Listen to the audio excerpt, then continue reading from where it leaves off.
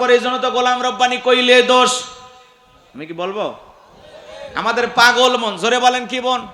পাগল মোহন মোহন রে, মন কেন উল্টো পাল্টা বলে?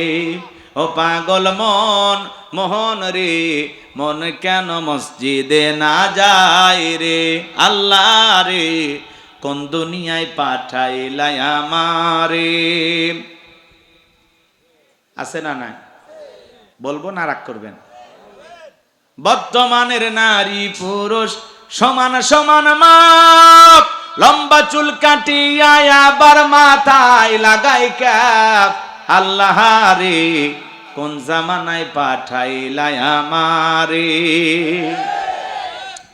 হিন্দি গানের টান মারিয়া রাস্তা হাইটা যায়, আবার কারো সুরে সুরে বুকটা ফাইটা যায়। আল্লাহ রে, কোন জামানায় পাঠাইলাই? জিন্সের প্যান্ট শার্ট পরিয়া রাস্তা হাইটা যায়, পোলা না মাইয়া ওইটা সেনা বড় দায়। আল্লাহ রে, কোন দুনিয়ায় পাঠাইলাই আমারে? কানে পড়ছে দুল, কপালে পড়ছে টিপ, কাছে যদি যা বলেন বিলকিস আমা কয় না আমি বিলকিস, আমি আবুল। আছে না নাই? বুখারী শরীফের হাদিস, আল্লাহ রাসূল বলেছেন কোন পুরুষ যদি নারীর বেশ ধারণ করে আর কোন নারী যদি পুরুষের বেশ ধারণ করে, আল্লাহর লানত তাদের উপরে। কথা বলে ঠিক না? এরপরে দেখেন কিছু সাহাবাগী, দেখছেন না, দুইজন বৈশা গেছে, কয় আমরা সমকামী, কে আসিস আয় আমাদেরকে ঠেকা। দুইজন বসছে। কয়জন? কয়েকদিন আগে কয়জন মার খাইছে, এবার দুইজন হারামি বসছে, জগৎ বিখ্যাত হারামি। এরা সমকামিতাকে প্রমোট করতে চায়। এরা বলে আমাদের অধিকার দিতে হবে।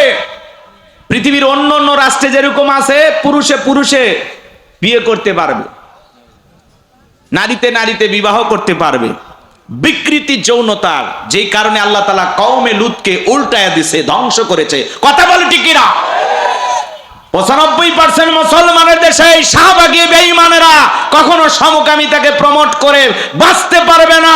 প্রয়োজন হলে এই সমস্ত বেঈমানদের বিরুদ্ধে চূড়ান্ত আন্দোলন হবে। কথা বলে ঠিক কিনা? এটা ফাজলামি করার জায়গা পাও না। দুইজন যুবক বসে গেছে, কই কে আসিস আয়, আমরা জীবন দেব সমকামিতার জন্য। নাউজুবিল্লাহ। কর এদের চেহারা দেখলে বোঝা যায় ভদ্র কোন ঘরে এদের জন্মও হয়নি। কথা বলেন ঠিক কিনা? কেমনে বলে এই সমস্ত কথা? এই যুবক, হাসির জন্য বলি নাই, শাহবাগে দেখছো না চ্যানেলে নিউজ প্রচার করা হচ্ছে, চ্যানেলারাও খাইয়া কাম পায় না। ওই দুইজনা নিউজ, এখানে 10,000 মানুষ কোরআনের কথা শুনবে, এটা নিউজ হবে না। কথা বলেন না কেন?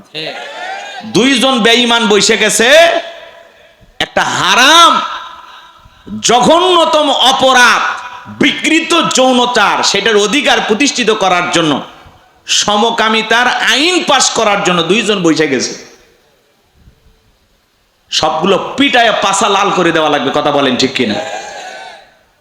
কত বড় গদ্ধব, কত বড় মূর্খ নাদান হলে এই সমস্ত কথা বলার সাহস পায়। কথা বলেন ঠিক কিনা? এদের থাবড়াইয়া কান ঝালাপালা করে দেওয়া লাগবে। কথা বলেন ঠিক কিনা? এটা মুসলমানের দেশ, মসজিদ মাদ্রাসার দেশ, আল্লাহওয়ালাদের দেশ। এই দেশের সমকামিতার আইন আমরা জীবিত থাকতে পাশ করতে দেব না। কথা বলেন ঠিক কিনা? ওরা তো আমাদের চেনে নাই। মোল্লারা একবার যদি মাথার পাগড়ি কোমরে বাঁধে, নাস্তিক বেঈমানেরা পালানোর জায়গা খুঁজে পাবে না। কথা বলেন ঠিক কিনা? আমরা শান্ত আছি, আমাদেরকে খেপাবেন না। হুজুরেরা যদি একবার ধরে কি হবে আপনি কল্পনা করতে পারবেন না। দুই শাহবাগী নাস্তিক বেঈমান বসে গেছে সমকামিতা। আমরা সমকামী, আয় কে মারবি আয়। Banner ছাপাইছে, banner. আর প্রশাসন এগুলো দেখে আর তামাশা করে। কথা বলেন না কেন? এক গজব ছিল শরীফ শরীফের গল্প। ছেলে ভাবতে পারবে মনে মনে যে আমি একটা মহিলা, আবার মহিলা মনে মনে ভাববে আমি পুরুষ। এই মনে মনে ভাবলে কি সব পরিবর্তন হয়? এর ভিতরে গভীর ষড়যন্ত্র আছে। এগুলো আমরা জীবিত থাকতে এই দেশে কখনো প্রতিষ্ঠিত হতে দেব না ইনশাআল্লাহ। কথা বলেন না কেন? রাগ করতেছেন আমার কথা? তাহলে যেই দুই যুবক বসে গেছে, এই দুই যুবকের শাস্তি হওয়ার দরকার আছে না নাই? শাস্তি হওয়ার দরকার আছে না নাই? কারা কারা আছেন একটু হাত তুলে দেখান তো, একটা তাকবীর দেন, লিল্লাহি তাকবীর। আমরা জীবিত থাকতে এই দেশে কখনো এই সমকামিতার আইন পাশ করতে দেব না। যে সমস্ত নাস্তিক বেঈমানেরা এগুলো উস্কে দেবে, ওদের আমরা ঠ্যাং ভেঙে দেবো। কথা কোন ঠিক না? এগুলো বললে আবার বলবে হুজুর উস্কে দিছে, আবার কঠিন জ্বালা, কইলেও জ্বালা, না কইলেও জ্বালা। শুধু ঘোষ আর অবিচার, অন্যায় আর ব্যভিচার, নারী ধর্ষণ, মানুষ খুনে, কাঁদছে বাংলার জমিন।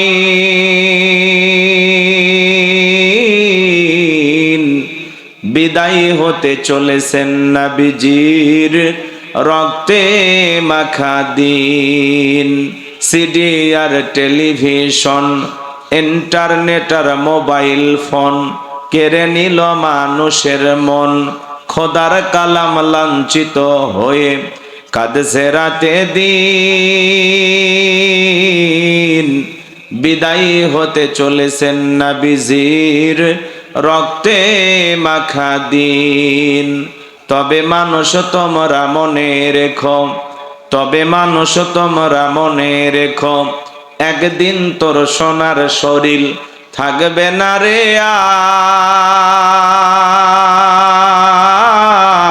আর। মাটির দেহ মাটির মাঝে মিশবে রে ধুলাই। কিসের টাকা কিসের বাড়ি, ও তুমি কিসের করো জমিদারি। সঙ্গে তোমার কেউ যাবে না, পুরুষ কিংবা নারী। বটবৃক্ষে কুলসমহল কে দিল রে, লতার গাছে কদু। মৌমাছিরা কার আদেশে মৌসাকে দেয় মধু। শিমুল গাছে কে দিল রে নরম নরম তুলা। চৈত্র মাসে কার আদেশে জমিন মাঝে ধুলা। কে বা হলো দিবারাত্রি দক্ষিণা হিমেল বায়ু। কোথা থেকে পেলি রে তুই তোর জীবনের আয়ু। কে বা দিল তোর মুখে হাসি, অথই মধুর কথা। কেমনে রে তুই বুঝতে পারিস আপন জনের ব্যথা। মাঠের তরে কে বিছালো সবুজ শ্যামল ছবি।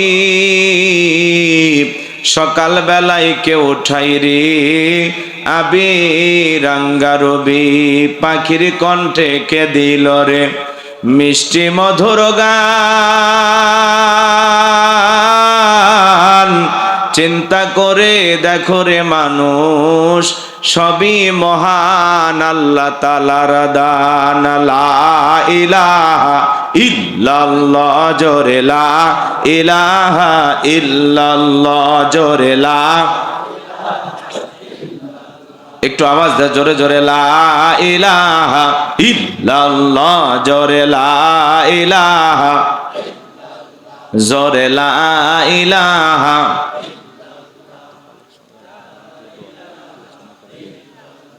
জোরে লা ইলাহা ইল্লাল্লাহ, জোরে লা ইলাহা।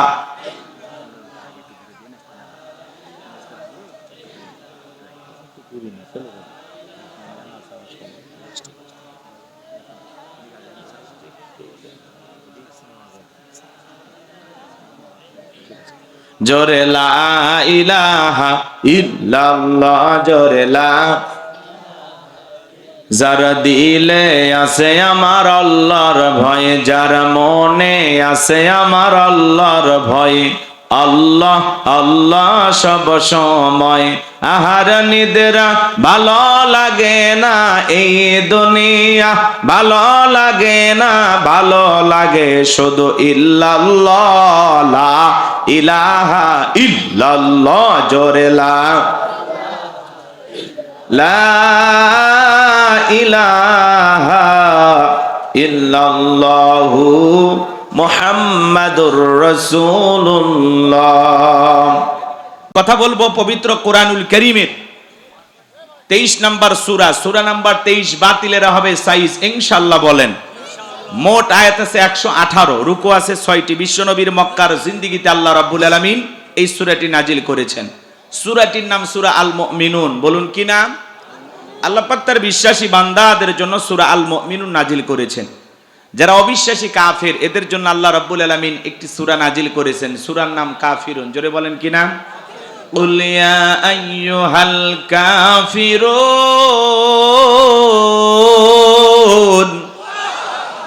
কাফেরদের জন্য আল্লাহ রাব্বুল আলামিন সূরা কাফিরুন নাজিল করেছেন।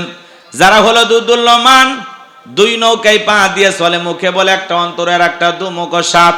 বৃষ্টি যেই দিকে ছাতা ধরে সেদিকে গোলালু মার্কা সব তরকারিতে চলে। সুবিধাবাদ জিন্দাবাদ। যারা গাছের গোড়া কেটে মাথায় পানি ঢালে ওদের নাম কি? মুনাফিক। এই মুনাফিকদের জন্য আল্লাহ রাব্বুল আলামিন একটি সূরা নাজিল করেছেন, সূরাটির নাম হলো মুনাফিকুন। কি নাম? মুনাফিকদের স্বভাব হলো ইসলাম নামের গাছের গোড়া কেটে মাথায় পানি ঢালে। কথা বলেন না কেন? চুপ করে থাক ধোঁকাবাজ, চোখে তোদের নাহি লাজ। চুপ করে থাক ধোঁকাবাজ, চোখে তোদের নাহি লাজ। গোড়া কেটে মাথায় ডালো পানি, তোদের চিনি আর কতকাল করবি রে শয়তানি। মুনাফিকেরা সুযোগ পাইলে ইসলামকে নিজের হাতে জবাই করে। কথা বোঝেন নাই? এই মুনাফিক মার্কা মুসলমানের দ্বারা ইসলামের সবচেয়ে বেশি ক্ষতি হয়। গুতাগুতি কি অমুসলিমের সাথে বেশি লাগে না মুসলমানের সাথে? ফতুয়া কার সাথে বেশি? মুসলমানের সাথে। কথা বোঝেন? টুপিয়েলা লেগে যায়, মুসলমান লেগে যায়। আর তামাম পৃথিবীর জালেমেরা এটা দেখে হাসে, মজা নেয় যে লাইগে দিছি। কথা বলেন? মুসলমানেরা যতদিন পর্যন্ত এই ফতুয়াবাজি, একে অপরের দোষারোপ এগুলো করা না বন্ধ করবে, ততদিন পর্যন্ত মুসলমানের দ্বারা এই সমাজে কখনো আল্লাহর দ্বীন প্রতিষ্ঠিত হবে না। কথা বলেন ঠিক কিনা? এই জমিনে যদি আল্লাহর দ্বীন প্রতিষ্ঠিত করতে চান, সকল মুসলমানকে ঐক্যবদ্ধ হতে হবে। মসজিদের ইমাম, মাদ্রাসার মুহতামিম, দলমত নির্বিশেষে পীরের খানকার পীর সাহেব, রাস্তাঘাটে, দোকানপাটে, সব জায়গার সব শ্রেণীর মানুষ, মাঠে ময়দানে কাজ করা কৃষিক্ষেতের মানুষ, সবাই মিলে যতদিন পর্যন্ত আমরা ঐক্যবদ্ধ না হব, ততদিন পর্যন্ত আল্লাহর এই জমিন, আল্লাহর দ্বীন প্রতিষ্ঠিত হবে না। কথা বলেন ঠিক কিনা? আমরা আছি খালি গুতাগুতি নিয়ে, আমিন আসতে না জোরে, দল্লিন না জল্লিন, নবী নূরের তৈরি না মাটির তৈরি, টুপি লম্বা না খাটো, পাঞ্জাবি সাদা না কালো। কথা বলেন না কেন? আমরা সেগুলো নিয়ে, আমরা ফতুয়া নিয়ে গুতাগুতি করি। আর জালেমেরা পুরো পৃথিবীর নেতৃত্ব আর কর্তৃত্ব দেওয়ার জন্য কিভাবে টিকে থাকা যায় এইটা নিয়ে ব্যস্ত। কথা বলেন ঠিক কিনা?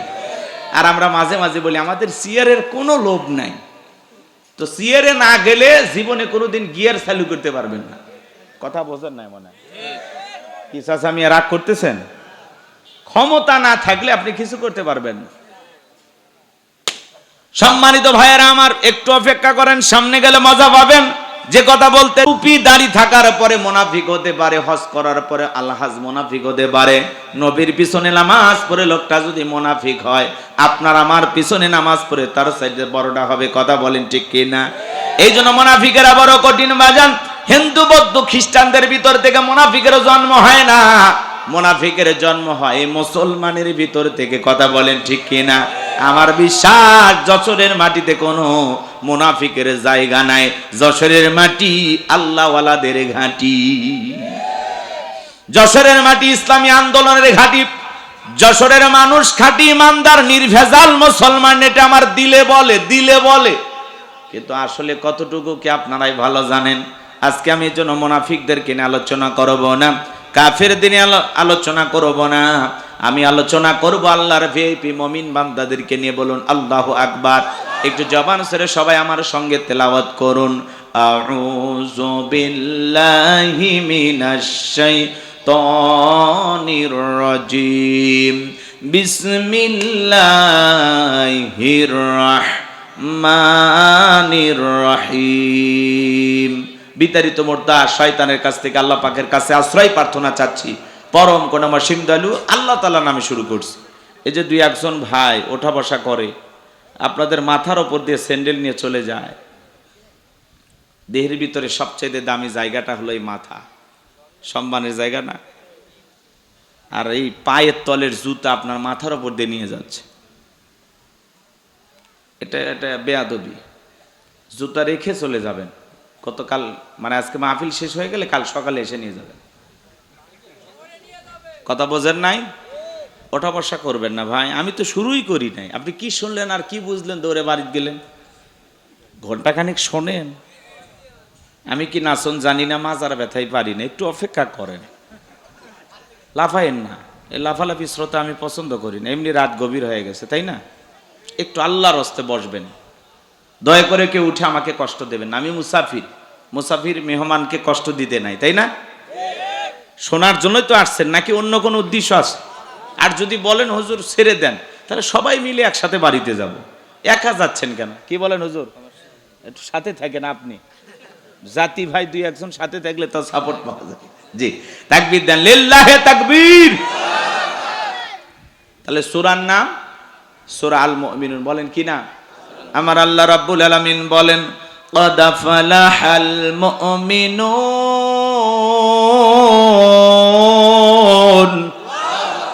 যে কোনো আয়াত বা সূরার তাফসীর করতে হলে কোন প্রেক্ষাপটে কোন সময় আল্লাহ তাআলা সেই সূরাটি বা আয়াতটি নাজিল করেছেন, সে নাজিলের প্রেক্ষাপট জানার দরকার আছে না নাই? আরবিতে বলা হয় শানে নজুল। যদি শানে নজুল আলোচনা করা হয় তাহলে তাফসীর বুঝতে সহজ হয়। তাহলে এই সূরাটি কোন প্রেক্ষাপটে কোন সময় নবীজির উপরে আল্লাহ তাআলা নাজিল করেছেন আমাদের একটু জানার দরকার আছে না নাই? আমি কি একটু বলবো, সংক্ষিপ্ত করে একটু বলি, লম্বা করতে গেলে লম্বা হয়ে যাবে। সম্মানিত ভাইয়েরা আমার, নবীর প্রিয় সাহাবী হযরত ওমর ফারুক রাদিয়াল্লাহু তাআলা আনহু ডেকে বলেন, আমি মৌমাছির গুনগুন আওয়াজ শুনলাম। ডানে তাকাই মৌমাছি নাই, বামে তাকাই মৌমাছি নাই। নবীজির চেহারা মোবারকের দিকে তাকায় দেখি নবীজি ফিসফিস করে কি যেন তেলাওয়াত করতেছেন। হযরত ওমর ফারুক ডেকে বলেন, আমার বোঝার বাকি রইল না, আসমান থেকে নবীজির উপরে কোরআনুল কারীম নাজিল হচ্ছে আর বিশ্ব নবী কোরআনুল কারীম রিসিভ করতে ব্যস্ত। বলুন সুবহানাল্লাহ। মৌমাছির গুনগুন আওয়াজ হইলে কোরআনুল কারীম নাজিল হয়। দপ্তরি ছুটির ঘন্টায় বাড়ি মারে টন টন আওয়াজ হইলে কোরআনুল কারীম নাজিল হয়। নবীজি যখন ঘোড়ার ওপরে থাকতেন ওই সময় যদি কোরআনুল কারীম নাজিল হইতো, ওহির ভারে ঘোড়ার পাগুলো বালুর ভিতরে ডেবে যেত। বলুন আল্লাহু আকবার। নবী যখন উটের ওপরে থাকতেন ওই সময় যদি কোরআনুল কারীম নাজিল হইতো, ওহির ভরে উটের মাথা জমিনের সঙ্গে লেগে যেত। এক সাহাবী রানের ওপরে মাথা রেখে নবীজি আরাম ফরমাচ্ছেন, ওই সময় কোরআনুল কারীম নাজিল হলো। সাহাবী ডেকে বলেন, আমার কাছে মনে হয় আমার রানটা ফেটে যাবে, আমার কাছে মনে হয় আমার রানের ওপরে পাহাড় চেপে ধরা হয়েছে। তাহলে কোরআনুল কারীমের একটা আলাদা ওয়েট, আলাদা একটা ওজন আছে না নাই? জীবনের প্রথম ওইকে রিসিভ করতে গিয়ে নবীজির শরীর মোবারকে জ্বর পর্যন্ত এসেছিল।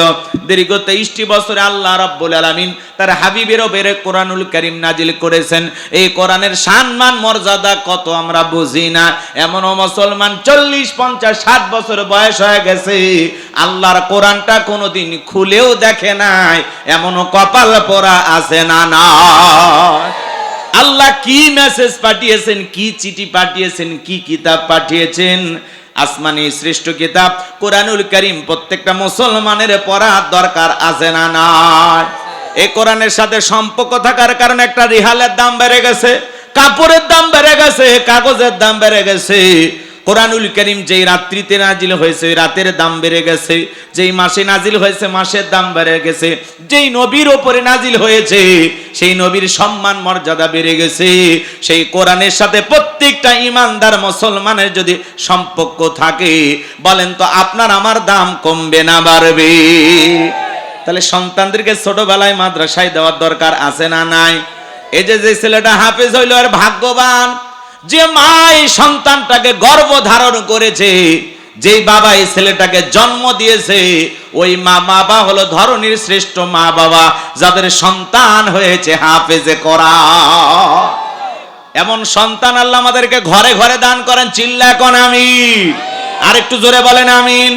তাহলে সন্তানকে যদি মানুষের মতো মানুষ বানাইতে চান, মাদ্রাসায় পড়াইতে হবে। যে সন্তানগুলো মাদ্রাসায় পড়ে হাফেজ হবে, আলেম হবে, দ্বীনের দায়ী হবে, এরা কোনোদিন মা বাবাকে কষ্ট দেবে না, পিতামাতাকে কোনোদিন বৃদ্ধাশ্রমে পাঠাবে না। মাদ্রাসা পড়ুয়া কোনো আলেম হাফেজ মা বাবাকে অসম্মান করে কথা বলে না। দুনিয়াতে যদি ভালো থাকতে চান, ছেলেটারে মাদ্রাসায় পড়াবেন, মেয়েটারে মাদ্রাসায় পড়াবেন। পারবো তো ইনশাআল্লাহ? আল্লাহ আমাদের বুঝ দান করেন, জোরে বলেন আমিন। আমার ভাইয়েরা, লম্বা করার কোনো সুযোগ নাই। 8টি পদ্ধতিতে নবীজির উপরে কোরআনুল কারীম নাজিল হয়তো। হযরত ওমর ফারুক ডেকে বলেন, নবীজির কোরআনুল কারীম রিসিভ করা শেষ হয়ে গেল। বিশ্বনবী সাহাবায়ে কিরামদের দিকে মুখ ঘোরা ডেকে বলেন, আমার সাহাবীরা, এই মাত্র আসমান থেকে জিবরাইল এসে আমার উপরে সূরা আল মুমিনুনের 10টি আয়াত কারিমা নাযিল করে জানাতে গেলেন, নবী গো, এই 10টি আয়াতের ভিতরে আল্লাহ রাব্বুল আলামিন তার আদরের মুমিন বান্দাদের জন্য 7টি কোয়ালিটি নিয়ে আলোচনা করেছেন, 7টি গুণাবলী নিয়ে আলোচনা করেছেন। কোন মুমিন যদি এই 7টি গুণে গুণান্বিত হতে পারে, 7টি গুণ দিয়ে তার জীবনটাকে সাজাইতে পারেন, আমার আল্লাহ বলেন, উলাইকা হুমুল ওয়ারিসুন আল্লাযীনা ইয়ারিসুনাল ফিরদাউস হুম ফিহা খালিদুন।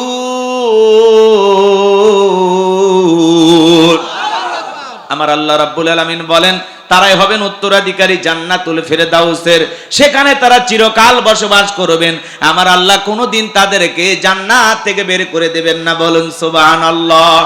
বাবা মারা গেলে ওয়ারিশ সূত্রে সন্তান যেরকম বাবার সম্পত্তির ভাগ পায়, কোন মুমিন যদি 7টি কোয়ালিটি অর্জন করে, 7টা গুণাবলী দিয়ে জীবনটাকে সাজাইয়া কবরে যাইতে পারে, তার নামে জান্নাতুল ফিরদাউসে জায়গা বরাদ্দ থাকবে। কারা কারা জান্নাতে যেতে চান, 2 হাত তুলে মালিককে দেখান। 2 হাত তুলে আল্লাহকে দেখান। আপনারা সবাই জান্নাতে যেতে চান? আল্লাহ আমাদের সবাইকে জান্নাতুল ফিরদাউসের ওয়ারিশ হিসেবে কবুল করুন। চিল্লা বলুন আমিন। আরেকটু জোরে বলুন আমিন। আরো একবার বলুন আমিন।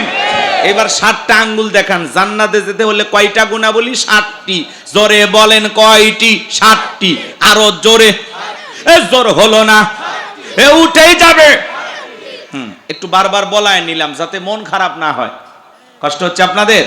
সম্মানিত ভাইয়েরা আমার, এই 7টি কোয়ালিটি কি, 7টি গুণাবলী কি একটু জানার দরকার আছে না নাই? আরে ভাই, কারো যদি ঢাকা গুলশানে বাড়ি থাকে, লোকটার মোশানি আলাদা, ভাবি আলাদা। হুজুর ঢাকা গুলশানে থাকে, চিনতেছেন না? কথা কয় না কে? কে যদি ঢাকা উত্তরে থাকে, ভাব থাকে না হুজুর ঢাকা উত্তরেই থাকে? কথা বলেন।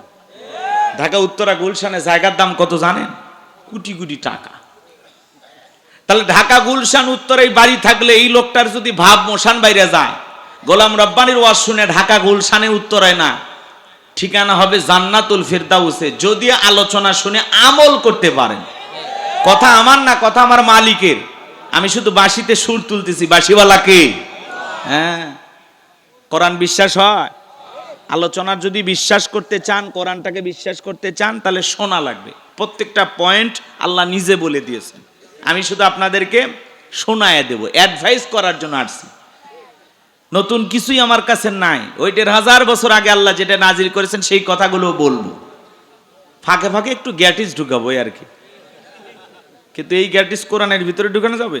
হ্যাঁ, যুগের সাথে তাল মিলিয়ে যেটুকু বলা যায় সেটুকুই বলা হবে ইনশাআল্লাহ। তাহলে 7টি গুণাবলী কি আমরা শুরু করে দেব? কষ্ট হবে না তো ইনশাআল্লাহ? যে একটু ধৈর্য নিয়ে বসেন। সম্মানিত ভাইয়েরা আমার, নবী তখন সাহাবায়ে কিরামদের সামনে তেলাওয়াত করলেন। আমার আল্লাহ বলেন, قد أفلح المؤمنون। আমার আল্লাহ রাব্বুল আলামিন বলেন, অবশ্যই মুমিনেরা সফল, অলরেডি মুমিনেরা সফল। সফল হয়েছে তারা, ঈমান এনেছে যারা। আল্লাহু আকবার। আমরা মনে করি ক্ষমতা থাকলে সফল, টাকা থাকলে সফল, যশ খ্যাতি থাকলে সফল, নায়ক সুপারস্টার গায়ক এরা বুঝি সফল না। আল্লাহর কাছে এগুলো সফলতার মাপকাঠি না। আল্লাহর কাছে সফল হতে পারবে তারা, ঈমান আনবে যারা। قد أفلح المؤمنون। অবশ্যই মুমিনেরা সফল। কে বলতেছেন? আল্লাহ বলতেছেন অলরেডি মুমিনেরা সফল, অবশ্যই মুমিনেরা সফল। সফল হয়েছে তারা, ঈমান এনেছে যারা। আল্লাহু আকবার। আমরা মনে করি কি ক্ষমতা থাকলে সফল। বর্তমান পৃথিবীর সবচাইতে ক্ষমতাধর ব্যক্তির নাম হলো ডোনাল্ড ট্রাম্প, আমেরিকার প্রেসিডেন্ট। লোকটা আধা পাগল, কথা কয় না কেন? লোকটা কি আধা পাগল, এর মাথা ঠিক নাই। এর কাজই হলো পুরো পৃথিবীতে খালি যুদ্ধ লাগায় দেওয়া। চাত্তা খারাপ না, বিশ্ব বদমাইশ, আন্তর্জাতিক লেভেলের বদমাইশ, চরম লেভেলের বেয়াদব। কথা কি বুঝতে পারতেছেন? হুজুর মানুষ তো বেশি গালি দিতে পারি না, তাছাড়া আমি কি এই দেশের মানুষ না? ওরকম 50টা গালি আমার মুখস্থ আছে না, দেই না, বিবেকে বাধা দেয়। কথা কি বুঝতে পারতেছেন? সবটুকু ঘৃণা নিয়ে বলতেছি, এরা হলো পুরো পৃথিবীর সকল মুসলমানের দুশমন। কথা কি বুঝতে পারতেছেন? বর্তমানে যদি পৃথিবীতে 4-5টা দুশমনের হিসাব করেন, এর মধ্যে একজন। কথা কয় না কেন? এরা ওপরে ভালো কিছু বুঝায়, কিন্তু এরা পুরোটাই হলো আমাদের দুশমন। এরা কখনো মুসলমানের ভালো চায় না, এরা কখনো মুসলমানের কল্যাণকামী হতে পারে না। ওই যে একটা ম্যাক্রো নাকি আছে, কথা কয় না কেন? হ্যাঁ, ও আজকে একটা ইতালির প্রেসিডেন্ট, মহিলা প্রেসিডেন্ট গেছে, যাত্রা জোরে জোরে ধরে চুমা খাইলো না, কিস করছে, ওটা ক্যামেরা পর্যন্ত আওয়াজ আসছে। এই ম্যাক্রো যে দেশে সবচাইতে নবী বিদ্বেষী কাজ হয়, কথা বলে না কেন? যারা মাঝে মাঝে সুযোগ পাইলে নবীর কার্টুন তৈরি করে দেয়ালে টাঙায়, এই হলো ফ্রান্সের জালেমেরা। কথা কি বুঝতে পারছেন? সেই দেশের প্রেসিডেন্ট ম্যাক্রো। ও আজকে ইতালির এক মহিলা প্রেসিডেন্ট গেছে, গাড়ি থেকে নামতে দেরি, বুকে জড়ায় ধরতে দেরি করে নাই, তারপর এই গালে একটা কিস, ওই গালে একটা কিস। মহিলা লজ্জায়, অমুসলিম, তারপরে লজ্জায় ঢলে পড়ছে, ও আরো চাপে ধরছে। এই ঢলাঢলি বলেন, এগুলো কি মেনে নেওয়া যায়? এগুলো কি সভ্য ভদ্র মানুষের কাজ? হোক না অন্য ধর্মের। এক দেশের প্রেসিডেন্ট আর এক দেশের প্রেসিডেন্ট, পুরুষ হইলে না হয় হাত ধরে ঝাঁকাঝাঁকি করে, মহিলা হলেও না হয় হাত ধরলো। জায়েজ না জায়েজ বলে কি লাভ? এরা তো বেঈমান। এরা কি হালাল হারামের ফতুয়া দিয়ে লাভ নাই, এরা তো অমুসলিম, এদের তো ঈমানই নাই। কিসের হালাল কিসের হারাম? এরা পাক্কা বদমাইশ।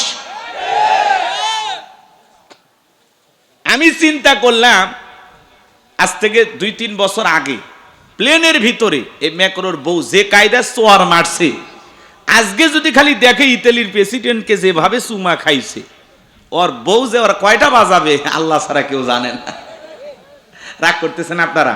তাহলে এরা হলো কি বিধর্মী। এদের ভিতরে কোনো সভ্যতা, ভদ্রতা, আদব, আখলাক কিচ্ছু নাই। একটা কুকুরও যা, এরাও তাই। কথা কি বুঝতে পারছেন? জি, কষ্ট হচ্ছে আপনাদের? তাহলে বর্তমান পৃথিবীর সবচাইতে বড় নেতা আমেরিকার প্রেসিডেন্ট ডোনাল্ড ট্রাম্প। আর আপনাদের এই সলুয়া বাজারই বলি, ঠিক আছে তো নাকি বাজারের নাম?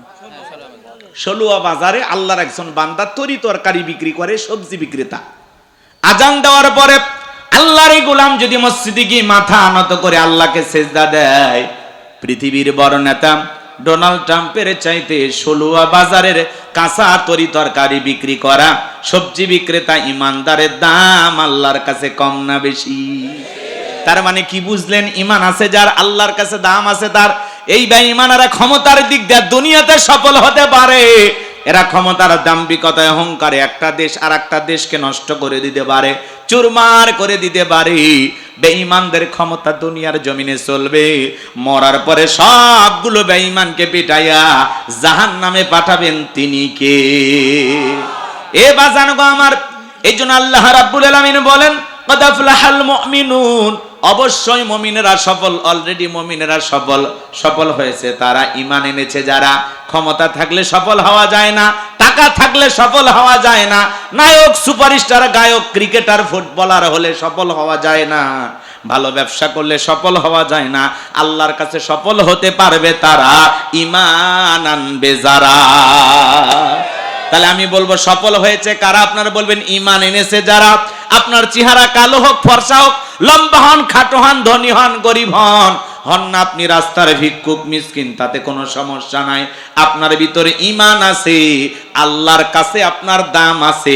এই জীবনে যদি আল্লাহর কাছে দামি হতে পারি, আমাদের আর কিছু চাওয়ার আছে? তাহলে আমি বলবো সফল হয়েছে কারা? আপনারা বলবেন ঈমান এনেছে যারা। বলতে পারবেন? বলুন সফল হয়েছে কারা? আরেকটু জোরে, সফল হয়েছে কারা? আল্লাহর কাছে সফল হতে পারবে তারা, ঈমান আনবে যারা।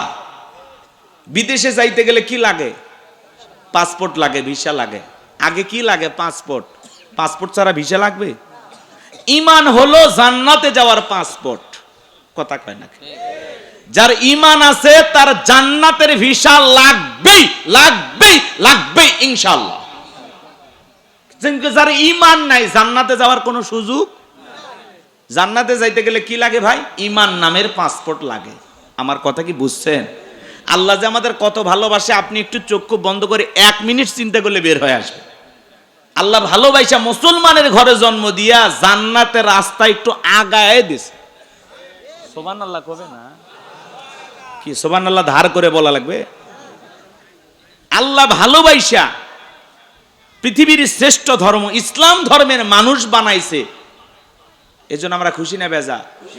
আর ইসলাম ধর্মের মানুষ বানায় জান্নাতের রাস্তা আল্লাহ আরেকটু আগায় দিছে। এরপরে পৃথিবীর শ্রেষ্ঠ কিতাব কোরআনুল কারীম দান করে জান্নাতের রাস্তা আল্লাহ আরেকটু আগায় দিছে। এরপরে আখিরি পয়গাম্বার, আখিরি নবীর আখিরি উম্মত বানাইয়া জান্নাতের রাস্তা আল্লাহ আরেকটু আগায় দিছে। এখন একটু আমল করলেই জান্নাত। আমরা এদিক খেয়াল করেন, জাতির দিক দিয়ে সেরা জাতি, ধর্মের দিক দিয়ে শ্রেষ্ঠ ধর্ম পেয়েছি, কিতাবের দিক দিয়ে সেরা কিতাব পেয়েছি, নবীর দিক দিয়ে শ্রেষ্ঠ নবী পাইছি, সব দিক দিয়ে সেরা। আজকে গোলাম রব্বানির কথাগুলো যদি আমল করতে পারেন জান্নাতটাও জুটবে সেরা ইনশাআল্লাহ। জান্নাতুল ফেরদাউস কি ছোট জান্নাত না সবচেয়ে বড় জান্নাত? সবচেয়ে বেশি মর্যাদাপূর্ণ জান্নাত। সুবহানাল্লাহ কোন? সবচেয়ে ভিআইপি জান্নাত। সবই ভালো, আল্লাহ যা বানাইছে সব ভালো। এর মধ্যে কোয়ালিটির দিক দিয়ে 1 নাম্বার। কয় নাম্বার? কথা কি বুঝতে পারতেছেন? তাহলে 1 নাম্বার জান্নাতে যেতে গেলে 1 নাম্বার আমল করার দরকার আছে না নাই? আমার দিকে তাকান। একজন অমুসলিম জোহরের নামাজের পূর্বে কালেমা পড়ে ঈমান এনেছে। এখন আপনারাই বলুন, এই অমুসলিম জোহরের নামাজ পড়ে কালেমা, এদিকে খেয়াল করেন, জোহরের নামাজের পূর্বে কালেমা পড়ে মুসলমান হয়েছে। এখন এই ব্যক্তির উপরে জোহরের সালাত আদায় করা কি? ভাই মঞ্চে কথা বলেন, জাহিদুল ভাই একটু দয়া করে কেউ কথা বলেন, আসেন, বললে আমার এলোমেলো হয়ে যাবে। তাহলে ওই ব্যক্তির উপরে জোহরের সালাত আদায় করা কি?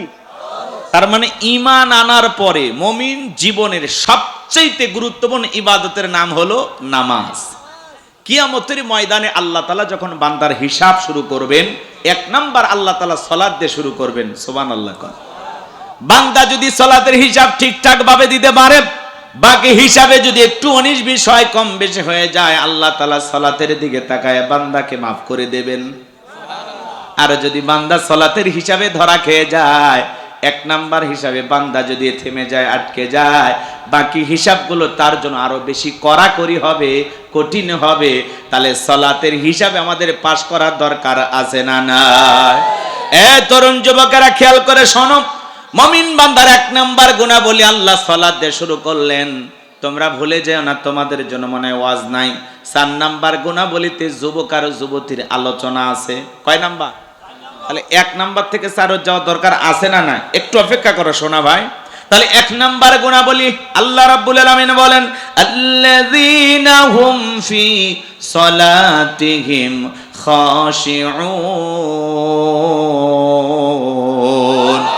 মুমিন বান্দার 1 নাম্বার গুনাহবলী যারা নিজেদের সালাত বিনয়ের সহিত, নম্রতার সহিত আল্লাহর ভয় নিয়ে আদায় করে। এই আয়াতের ব্যাখ্যায় তাফসীর কারকরা লিখেছেন, তাফসীর ইবনে কাসির থেকে বলছি, অন্তরের ভিতরে সুচিন্তা, দুশ্চিন্তা, বিবির কথা, সংসারের কথা, ব্যবসা বাণিজ্যের কথা, দুনিয়াবি কোনো চিন্তা ভাবনা মনের মধ্যে রাখা যাবে না। আপনি আমি যখন নামাজের মধ্যে দাঁড়িয়ে যাব, অন্তরে একমাত্র ভয় থাকতে হবে কার? ইয়া আইয়ুহাল্লাযীনা আমানুত্তাকুল্লাহ, হে ঈমানদারগণ আমি আল্লাহকে ভয় করো, হাক্কা তুকাতিহি, ভয় করার মতো ভয় করো। কিভাবে নামাজ আদায় করবেন? নবীজি কিভাবে সালাত আদায় করতেন? আম্মা জান আয়েশা ডেকে বলেন, নবীজি নামাজের ভিতরে এত লম্বা সময় দাঁড়িয়ে থাকতেন, মাঝে মাঝে তাকায় দেখতাম নবীজির পা মোবারক ফুলে উঠেছে। আম্মা জান আয়েশা ডেকে বলেন, নবীজি এত লম্বা সময় রুকু করতেন, মাঝে মাঝে মনে হয় নবী আর কোনোদিন রুকু থেকে দাঁড়াবেন না। নবীজি এত লম্বা সময় সিজদা দিতেন। আম্মা জান আয়েশা ডেকে বলেন, মাঝে মাঝে মনে হইতো নবীজি আর কোনোদিন সিজদা থেকে মাথা উঠাবেন না। সবচেয়ে লম্বা সময় সিজদায় থাকতেন মুহাম্মদ সাল্লাল্লাহু আলাইহি ওয়াসাল্লাম। আম্মা জান আয়েশা ডেকে বলেন, নবীজি এক রাতের বেলায় এত লম্বা সিজদা দিয়ে এত কান্না করতেছেন, এমন কান্না নবীকে কখনো করতে দেখি নাই। নবীজি এত কান্না করেছেন, সিজদার জায়গাটা পর্যন্ত ভিজে গেছে। আম্মা জান আয়েশা নবীজি যখন সিজদা থেকে মাথা উঠাইলেন, জিজ্ঞাসা করেন, নবী এত কান্না কেন করলেন, কি হয়েছে আপনার? নবী তখন ডেকে বলে, আয়েশা আমি তো আমার জন্য কাঁদি না, আমি কাঁদি আমার গুনাহগার উম্মতের জন্য। আমি আল্লাহর কাছে কেঁদে কেঁদে বলি, আল্লাহ আমার গুনাহগার উম্মতের গুনাহগুলো মাফ করে দাও, ওই কঠিন ভয়ঙ্কর জাহান্নামের আগুন থেকে আমার উম্মতকে মুক্তি দাও। কেমন নবী পাইছি বাজান, কতটা উম্মতির প্রতি মায়া দরদ ভালোবাসা থাকলে, যেই নবীর জীবনে কোনো গুনাহ নাই, সেই নবী দিনের মধ্যে 70 থেকে 100 বার ইস্তেগফার পড়তেন, তওবা করতেন। সেই নবী সিজদা দিয়ে কাঁদেন আপনার আমার গুনাহ মাফের জন্য। সেই নবী সিজদা দিয়ে কান্না করেন আপনাকে আমাকে জাহান্নামের আগুন থেকে বাঁচানোর জন্য। তাহলে বলেন তো বাজান, নবী যদি আপনার আমার গুনাহ মাফের জন্য আল্লাহর কাছে দোয়া করেন, আপনি আমি হলাম মূল ভিকটিম, মূল আসামি, মূল অপরাধী। তাহলে আমাদের নিজেদের গুনাহ মাফের জন্য সিজদা দিয়ে আল্লাহর কাছে কান্না করার দরকার আছে না নাই? 5 ওয়াক্ত সালাত, এটা তো রবের বাধ্যতামূলক ওয়ার্ডার, আদায় করতেই হবে। নিজেকে যদি আল্লাহর গোলাম দাবি করেন, নিজেকে যদি ইমানদার মুসলমান দাবি করেন, তাহলে অবশ্যই আপনাকে 5 ওয়াক্ত সালাত আদায় করতে হবে। 5 ওয়াক্ত সালাত আমাদের জন্য নফল না ফরজ? 5 ওয়াক্ত সালাত আদায় করা লাগবে। পাশাপাশি রাতের গভীর নিশিতে, রাতের 1টা 2টা 3টার দিকে উঠা, ভাইরা আমার, রাতের 1টা 2টা 3টার দিকে উঠা আরামের বিছানা ত্যাগ কইরা, বিবির ভালোবাসা ত্যাগ কইরা, ঠান্ডা পানি দিয়ে ওযু বানায়া নিরালায় নিবৃত্তিতে যাই নামাজে দাঁড়িয়ে যাবে যারা, আল্লাহর প্রিয় বান্দা তারা যাই নামাজের মাধ্যমে, রুকু সিজদার মাধ্যমে গভীর নিশিতে যারা তাহাজ্জুদের সালাত আদায় করে আল্লাহর সাথে প্রেম করতে পারবে, এরা জীবনে কোনোদিন ব্যর্থ হবে না। তাহাজ্জুদের নামাজ আদায় করবে যারা, এরা আল্লাহর কাছে যা চাইবে আল্লাহ ওদেরকে তাই দেবে। কথা বলুন ঠিক কিনা? এইজন্য আল্লাহ রাব্বুল আলামিন বলেন, ওয়াল্লাযীনা ইয়াবিতুনা লিরাব্বিহিম সুজ্জাদাও ওয়া কিয়ামা, যারা রাত্রি জাগরণ করে আমি আল্লাহকে সিজদা দেয়, আমি আল্লাহর জন্য দণ্ডায়মান হয়ে যায়। গভীর নিশিতে আপনি নামাজে দাঁড়িয়ে গেলেন, এই নামাজ দুনিয়ার কাউকে খুশি করার জন্য নয়, এই নামাজ হলো একমাত্র আল্লাহকে পাওয়ার জন্য। কথা বলেন ঠিক কিনা? তাহাজ্জুদের যাই নামাজের মাধ্যমে, রুকু সিজদার মাধ্যমে রাত্রি জাগরণ করে আল্লাহর সাথে প্রেম করতে হবে। কথা বলে ঠিক কিনা? আল্লাহর প্রিয় গোলাম যারা এইভাবে রাত্রি জাগরণ করবে, তারা, যুবকেরাও রাত্রি জাগরণ করে, তবে আল্লাহর সাথে প্রেম কইরা না, ইউটিউব ইন্টারনেট ঘাটাঘাটি করে, ইমো মেসেঞ্জারে বান্ধবীর সাথে চ্যাটিং কইরা, সারা রাত চ্যাটিং কইরা ফজরের আজান হয় যখন, ওই হাইব্রিড যুবক ঘুমাইতে যায়, তখন নামাজও পড়ে না। যুবক রে, এই ঘুম ভাঙলে সকাল, না ভাঙলে পরকাল। কথা বলেন ঠিক কিনা? কেমন করে ঘুমাও তুমি, ওরে যশোরের যুবক, কেমন করে ঘুমাও তুমি ফজর করে কাজা, এমন তো হতে পারে ও তোমার জহরে জানাজা, এমন তো হতে পারে ও তোমার জহরে জানাজা। কথা বলে ঠিক কিনা? হে যুবক, তাহলে রাত্রি জাগরণ করে তাহাজ্জুদ পড়ার দরকার আছে না নাই? যুবক একটু অপেক্ষা করো, পরে আসতেছি তোমাদের কাছে। নবীর সাহাবীরা কিভাবে নামাজ আদায় করতেন? মরুভূমিতে নবীর সাহাবীরা নামাজে দাঁড়িয়ে গেছেন, ওই মরুভূমির পাখিগুলো খেজুর গাছ মনে করে সাহাবায়ে কিরামদের কাঁধের উপরে, মাথার উপরে বসে থাকতেন। নবীর সাহাবীরা সালাতে এত মনোযোগ, কাঁধে পাখি পরে থাকতো, তারপরেও তারা টের পাইতেন না। বলুন সুবহানাল্লাহ। আর আপনি আমি যদি একটা মশা পরে হাতে এই জায়গা নিয়ে যা, আগে মশা মারে তারপরে সুরে ধরে। কথা বলেন ঠিক কিনা? হযরতে তালহা রাদিয়াল্লাহু তাআলা নামাজ আদায় করতেছেন, ছেলেটা খেলা করতেছিল, জঙ্গল থেকে সাপ এসে সন্তানটাকে পেছে ধরেছেন।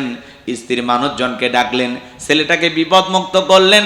হযরতে তালহা নামাজ শেষে জিজ্ঞাসা করলেন, বিবি রে, বাড়িতে এত মানুষজন, ব্যাপারটা বুঝতে পারলাম না। ডেকে বলে, স্বামী, আপনি যখন নামাজ আদায় করতেছিলেন, জঙ্গল থেকে একটা সাপ এসে সন্তানটাকে পেছে ধরেছিল, আমি মানুষজনকে ডাকলাম, ছেলেটাকে বিপদ মুক্ত করলাম। এত ঘটনা আপনার চোখের সামনে ঘটে গেল, আপনি কি কিছুই বলতে পারেন না, কিছুই কি টের পান নাই? হযরতে তালহা ডেকে বলেন, বিবি রে, নামাজের মধ্যে মন যদি এদিক সেদিক চলে যায়, তাহলে নামাজ তো আর নামাজ থাকে না। আল্লাহু আকবার। আর আপনি আমি নামাজ পড়ি, যশোরে মন চলে যায় মাগুরাতে, কথা কন। নামাজ পড়ে চৌগাছা, মন চলে যায় বড়গাছা। নামাজ পড়ে সলুয়া, মন চলে যায় হালুয়া ঘাট, কথা কন। নামাজের মধ্যে দাঁড়ায় দুনিয়াবি নানান চিন্তা ভাবনা মনে হয়, মাঝে মাঝে দুনিয়াবি এত কথা নামাজের মধ্যে মনে হয়, নামাজ 2 রাকাত না 3 রাকাত মনে থাকে না। মাঝে মাঝে দুনিয়াবি এত চিন্তা, এত কথা নামাজের মধ্যে মনে হয়, নামাজের সিজদা 2টা হলো না 1টা হলো, নামাজে ব্রেক কইরা চিন্তা করা লাগে। কথা কন, কথা। আমার কথা কি বোঝেন? নামাজের মধ্যে যারা আমাদের মন খালি ছটপট করে, এই জন্য তো গোলাম রব্বানি কইলে দোষ। আমি কি বলবো? আমাদের পাগল মন, জোরে বলেন কি বোন? পাগল মোহন, মোহন রে, মন কেন উল্টো পাল্টা বলে? ও পাগল মন, মোহন রে, মন কেন মসজিদে না যায় রে? আল্লাহ রে, কোন দুনিয়ায় পাঠাইলাই আমারে? আছে না নাই? বলবো না রাগ করবেন? বর্তমানের নারী পুরুষ সমান সমান মাপ, লম্বা চুল কাটিয়া আবার মাথায় লাগাই ক্যাপ। আল্লাহ রে, কোন জামানায় পাঠাইলাই আমারে? হিন্দি গানের টান মারিয়া রাস্তা হাইটা যায়, আবার কারো সুরে সুরে বুকটা ফাইটা যায়। আল্লাহ রে, কোন জামানায় পাঠাইলাই? আছে না নাই? জিন্সের প্যান্ট শার্ট পরিয়া রাস্তা হাইটা যায়, পোলা না মাইয়া ওইটা সেনা বড় দায়। আল্লাহ রে, কোন দুনিয়ায় পাঠাইলাই আমারে? কানে পড়ছে দুল, কপালে পড়ছে টিপ, কাছে যদি যা বলেন বিলকিস আমা কয় না আমি বিলকিস, আমি আবুল। আছে না নাই? বুখারী শরীফের হাদিস, আল্লাহ রাসূল বলেছেন, কোন পুরুষ যদি নারীর বেশ ধারণ করে আর কোন নারী যদি পুরুষের বেশ ধারণ করে, আল্লাহর লানত তাদের উপরে। কথা বলে ঠিক না? এরপরে দেখেন কিছু সাহাবাগী, দেখছেন না, 2 জন বৈশা গেছে, কয় আমরা সমকামী, কে আসিস আয় আমাদেরকে ঠেকা। 2 জন বলছে, কয়জন? কয়েকদিন আগে কয়জন মার খাইছে, এবার 2 জন হারামি বলছে, জগৎ বিখ্যাত হারামি। এরা সমকামিতাকে প্রমোট করতে চায়। এরা বলে আমাদের অধিকার দিতে হবে। পৃথিবীর অন্য অন্য রাষ্ট্রে যেরকম আছে, পুরুষে পুরুষে বিয়ে করতে পারবে, নারীতে নারীতে বিবাহ করতে পারবে। বিকৃতি যৌনতার, যেই কারণে আল্লাহ তাআলা কওমে লুতকে উল্টায়া দিছে, ধ্বংস করেছে। কথা বলে ঠিক কিনা? 95% মুসলমানের দেশে এই শাহবাগী বেঈমানেরা কখনো সমকামিতাকে প্রমোট করে বাঁচতে পারবে না। প্রয়োজন হলে এই সমস্ত বেঈমানদের বিরুদ্ধে চূড়ান্ত আন্দোলন হবে। কথা বলে ঠিক কিনা? বেটা ফাজলামি করার জায়গা পাও না। 2 জন যুবক বসে গেছে, কই কে আসিস আয়, আমরা জীবন দেব সমকামিতার জন্য। নাউযুবিল্লাহ। কর এদের চেহারা দেখলে বোঝা যায় ভদ্র কোনো ঘরে এদের জন্মও হয়নি। কথা বলেন ঠিক কিনা? কেমনে বলে এই সমস্ত কথা? এই যুবক, হাসির জন্য বলি নাই, শাহবাগে দেখছো না, চ্যানেলে নিউজ প্রচার করা হচ্ছে, চ্যানেলারাও খাইয়া কাম পায় না। ওই 2 জনের নিউজ, এখানে 10,000 মানুষ কোরআনের কথা শুনবে, এটা নিউজ হবে না। কথা বলে না কেন? 2 জন বেঈমান বসে গেছে, একটা হারাম জঘন্যতম অপরাধ বিকৃত যৌনচার, সেটার অধিকার প্রতিষ্ঠিত করার জন্য সমকামিতার আইন পাশ করার জন্য দুইজন বসে গেছে। সবগুলো পিটায় পাছা লাল করে দেওয়া লাগবে, কথা বলেন ঠিক কিনা? কত বড় গদ্ধব, কত বড় মূর্খ নাদান হলে এই সমস্ত কথা বলার সাহস পায়, কথা বলেন ঠিক কিনা? এদের থাবড়াইয়া কান ঝালাপালা করে দেওয়া লাগবে, কথা বলেন ঠিক কিনা? এটা মুসলমানের দেশ, মসজিদ মাদ্রাসার দেশ, আল্লাহওয়ালাদের দেশ। এই দেশের সমকামিতার আইন আমরা জীবিত থাকতে পাশ করতে দেব না, কথা বলেন ঠিক কিনা? ওরা তো আমাদের চেনে নাই। মোল্লারা একবার যদি মাথার পাগড়ি কোমরে বাঁধে, নাস্তিক বেঈমানেরা পালানোর জায়গা খুঁজে পাবে না, কথা বলেন ঠিক কিনা? আমরা শান্ত আছি, আমাদেরকে খেপাবেন না। হুজুরেরা যদি একবার ধরে কি হবে আপনি কল্পনা করতে পারবেন না। দুই শাহবাগী নাস্তিক বেঈমান বসে গেছে সমকামিতা, আমরা সমকামী, আয় কে মারবি আয়, ব্যানার ছাপাইছে, ব্যানার। আর প্রশাসন এগুলো দেখে আর তামাশা করে, কথা বলেন না কেন? এক গজব ছিল শরীফের গল্প। ছেলে ভাবতে পারবে মনে মনে যে আমি একটা মহিলা, আবার মহিলা মনে মনে ভাববে আমি পুরুষ। এই মনে মনে ভাবলে কি সব পরিবর্তন হয়? এর ভিতরে গভীর ষড়যন্ত্র আছে। এগুলো আমরা জীবিত থাকতে এই দেশে কখনো প্রতিষ্ঠিত হতে দেব না ইনশাআল্লাহ, কথা বলেন না কেন? রাগ করতেছেন আমার কথা? তাহলে যেই দুই যুবক বসে গেছে, এই দুই যুবকের শাস্তি হওয়ার দরকার আছে না নাই? শাস্তি হওয়ার দরকার আছে না নাই? কারা কারা আছেন একটু হাত তুলে দেখান তো, একটা তাকবীর দেন, লিল্লাহি তাকবীর। আমরা জীবিত থাকতে এই দেশে কখনো এই সমকামিতার আইন পাশ করতে দেব না। যে সমস্ত নাস্তিক বেঈমানেরা এগুলো উস্কে দেবে, ওদের আমরা ঠ্যাং ভেঙে দেবো, কথা কোন ঠিক না? এগুলো বললে আবার বলবে হুজুর উস্কে দিছে, আবার কঠিন জ্বালা, কইলেও জ্বালা, না কইলেও জ্বালা। আমার বন্ধুগণ গভীর মনোযোগ দিয়ে কথাগুলো শুনে যান, খারাপ লাগতেছে নাকি? এদেশে এত স্বাধীনতা আছে, এরপরেও নারীরা নারীদের মতো চলে, পুরুষেরা পুরুষের মতো চলে, তৃতীয় লিঙ্গের মানুষ যারা আছে তারাও চলে, আমরা কাউকে বাধা দেই না। এদেশে বলার স্বাধীনতা আছে, চলার স্বাধীনতা আছে, কিন্তু এমন কোন জঘন্য আইন, এমন কোন জঘন্য কাজের দাবি করা যাবে না যেটাতে আমার আল্লাহ বেজার হয়, কথা বলেন ঠিক কিনা? এজন্য মা বোনদের বলে যায়, মা যুগের সাথে তাল মিলায় উলঙ্গপানা বেহাপানা হয়ে চলা যাবে না, মা পর্দা পুশিদা করে চলবেন। নারীদের জন্য পর্দা করা নফল না ফরজ। আল্লাহ বলেন অকরনা ফি বুয়ুতিকুন্না ওয়ালা তাবাররাজনা তাবাররুজাল জাহিলিয়াতিল উলা, নারীরা তোমরা ঘরের ভিতর অবস্থান করো, খবরদার জাহিলিয়াতি যুগের মেয়েদের মতো নোংরা অশ্লীল পোশাক পরে নিজের দেহকে প্রদর্শন করো না। নারীরা পর্দায় থাকলে নিরাপদে থাকবে, পর্দা নারীকে সিকিউরিটি দেবে, পর্দাশীল নারীর উপরে আল্লাহ রহমত নাজিল হবে, কথা বলেন ঠিক কিনা? এদেশে পোশাকের এত স্বাধীনতা, এরপরেও ঢাকা শহরে কিছু মা বোনেরা আন্দোলন করে বলে পোশাকের স্বাধীনতা চাই। কেমন স্বাধীনতা? বলে দাদি নানি ব্লাউজ ছাড়া শাড়ি পরেছিল, আমরাও পড়তে চাই, আপত্তি করি নাই। আগেকার দাদি নানিরা অভাবের কারণে হোক, গরমের কারণে হোক, তারা ব্লাউজ ছাড়া শাড়ি পরেছিল, কিন্তু কোন দাদি, কোন নারী, কোন নানি শাড়ি পরে বিশ্ব রোডে এসে আন্দোলন করে বলেছিল আমি দেখে যাও শাড়ি পরেছি? বলছিল? কোন দাদি নানি বলে নাই। তোমরা লাফাও কেন?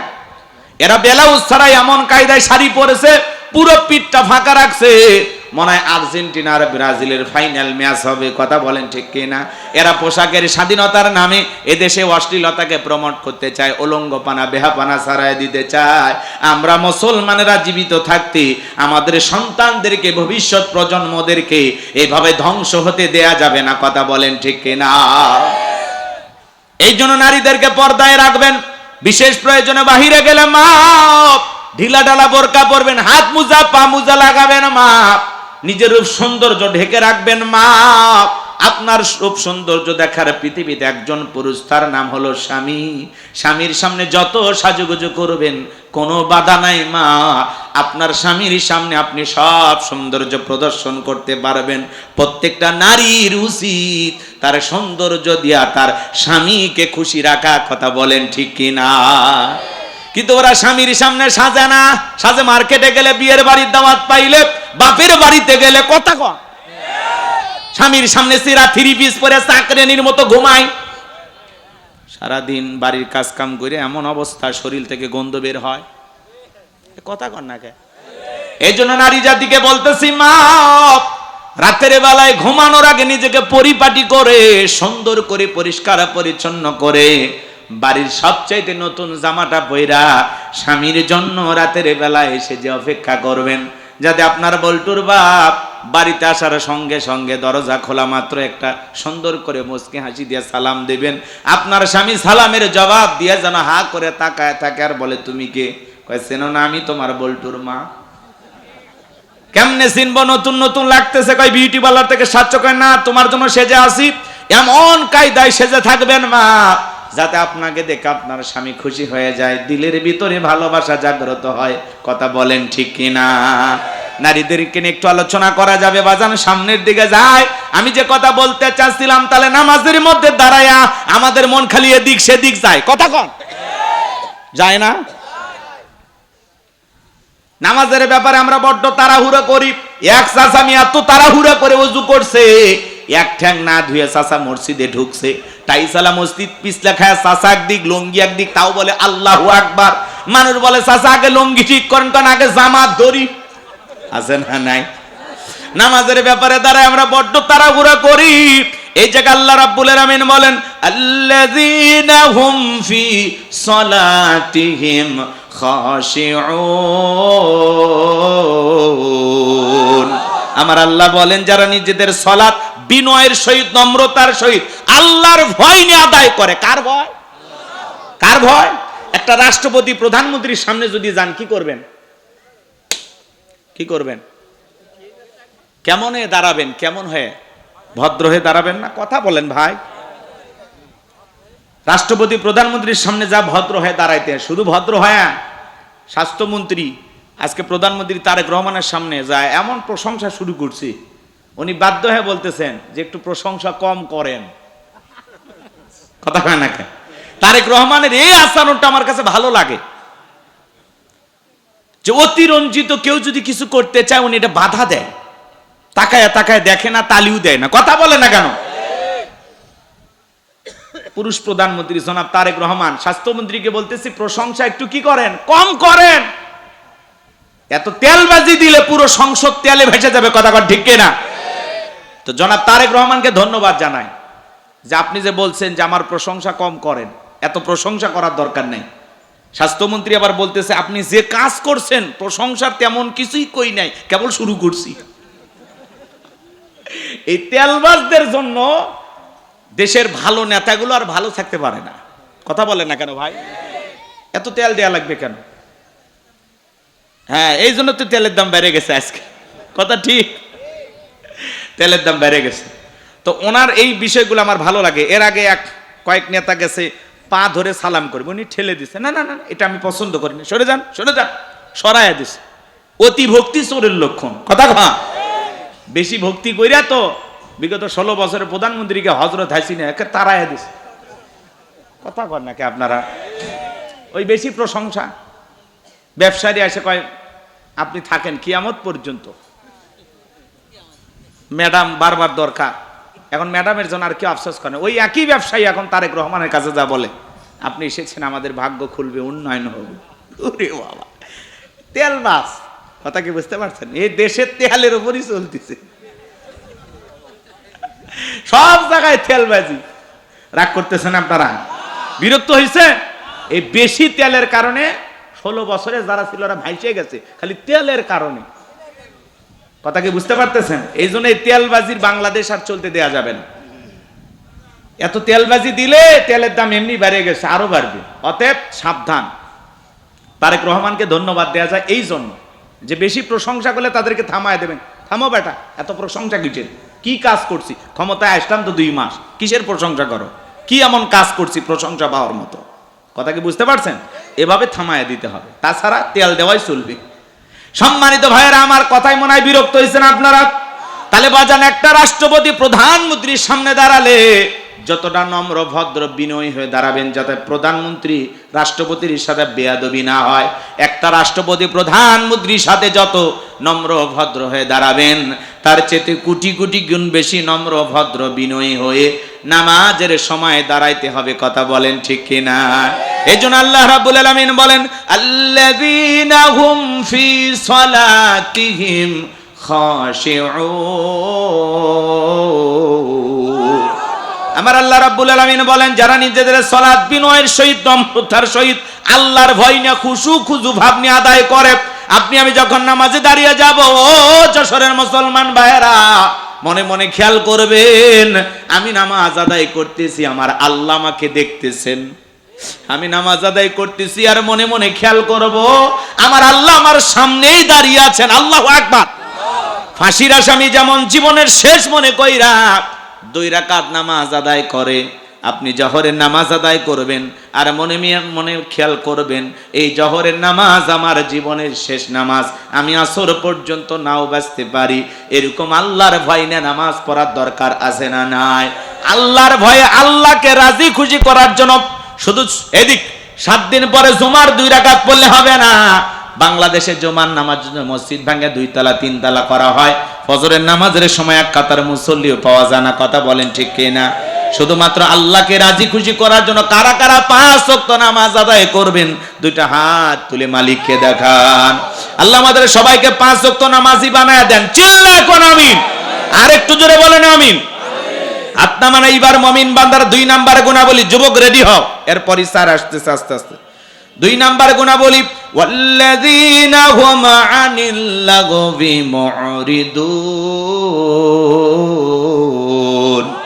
মুমিন বান্দার 2 নাম্বার গুণাবলী অনর্থক কথাবার্তা বলা যাবে না, আজে বাজে কথা বলা যাবে না। এক জায়গায় বৈশা 2-3 ঘন্টা গল্প, মুখ খারাপ তুমুক খারাপ, এ ভালো না সে ভালো না। মনে হয় গীবত কমিটির সভাপতি সেক্রেটারি বসে গেছে, আছে না নাই? এলাকার সব তত্ত্ব ওনার কাছে আছে না না? কথা বলেন না কেন? গীবত পরনিন্দা চকলখুরি আমাদের ভিতরে আছে না নাই? চা খাচ্ছে মানে চায়ের কাপে ঝড় তুলছে, ঝড়। বিবিসি নিউজ কথা কয় চাচা, দেখছেন না? এই জন্য মুরব্বী চাচা চা খাচ্ছেন, খান, এত গল্প কে? আপনার এই জবানের প্রত্যেকটা কথা আল্লাহ রেকর্ড করতেছেন। মায়াল ফিজু মিন কওলিন ইল্লা লাদাইহি রাকিবুন আতীদ। বান্দা এমন কোন কথা বলে না, এমন কোন কর্মকাণ্ড করে না যা রেকর্ড করার জন্য আমার ফেরেশতারা নাই। আপনার জবানের প্রত্যেকটা কথা আল্লাহ রেকর্ড করতেছেন। প্রত্যেকটা কথার ব্যাপারে আল্লাহর কাছে একদিন জবাবদিহিতা করতে হবে। মোবাইলে রিসার্চ করে কথা বলতে হয়। জিহ্বাটা জবানটা রিসার্চ করে যদি কথা বলা লাগতো, মানুষ ভয়ে কথা বলা বন্ধ করে দিত। কথা বলা ঠিক কিনা? এজন্য জবান দিয়ে যা ইচ্ছা তাই বলা যাবে না। মুমিন বান্দা জবান দিয়ে কথা বলবে ততটুকু প্রয়োজন যতটুকু। যেই কথাগুলো বললে সব হবে, অতিরিক্ত কথা বলা থেকে জিহ্বাটারে কন্ট্রোল করা লাগবে। কথা কয় না? কথা। আল্লাহ রাসূল বলেছেন তোমরা যদি 2টা জিনিস কন্ট্রোল করতে পারো, 2টা জিনিসের হেফাজত করতে পারো, আমি নবী তোমাদের জান্নাতের জিম্মাদারি নেব। 1 নাম্বার হলো 2 চলের মাঝখানে থাকা নরম জিহ্বা আর 2 উরুর মাঝখানে থাকা লজ্জাস্থান। এই 2টা যদি হেফাজত করতে পারো, আমি নবী তোমাদের জান্নাতের জিম্মাদারি নিলাম। বলুন সুবহানাল্লাহ। তাহলে বলুন জিহ্বাটারে কন্ট্রোল করা দরকার আছে না নাই? চাচা এত কথা বলেন কেন? চা খাচ্ছেন, খান। এক জায়গায় বসে 2টা গল্প করবেন, কম করে করেন, এত কথা কে? অপ্রয়োজনীয় কথা বলা থেকে চুপ থাকেন। মান সমাতা নাজা, চুপ থাকলেও আপনি নাজাত পাবেন। জবানটা বন্ধ রাখলেন মানে গুনাহ থেকে বেঁচে থাকলেন।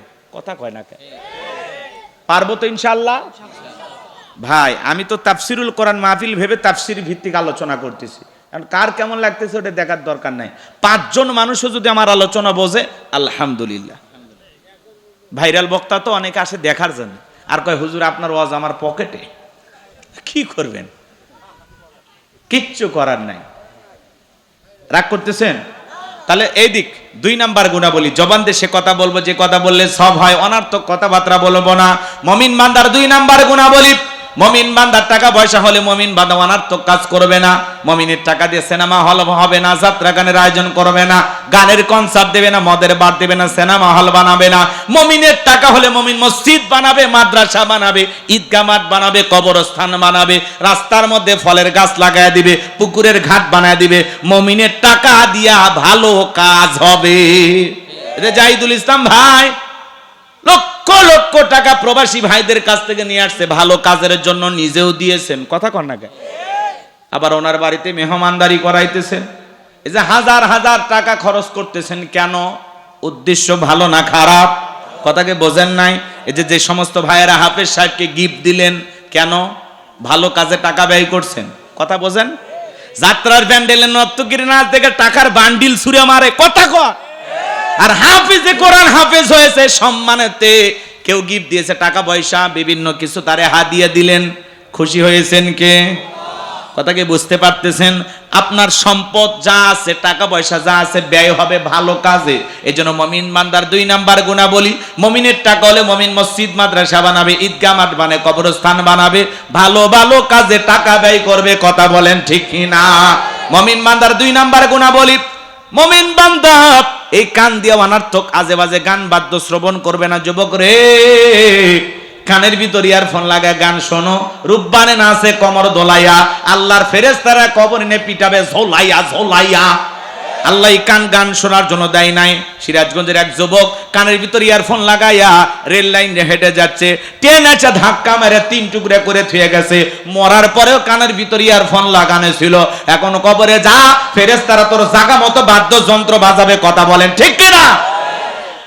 যুবক কানের ভিতরে ইয়ারফোন লাগা গান শুনতে শুনতে ঘুমের মধ্যে চলে গেলা। এই অবস্থায় যদি তোমার মৃত্যু হয়, মৃত্যুটা ভালো না খারাপ? আজে বাজে গান শোনে, পাখি আমার আপন ছিল না, কথা কয় না কে?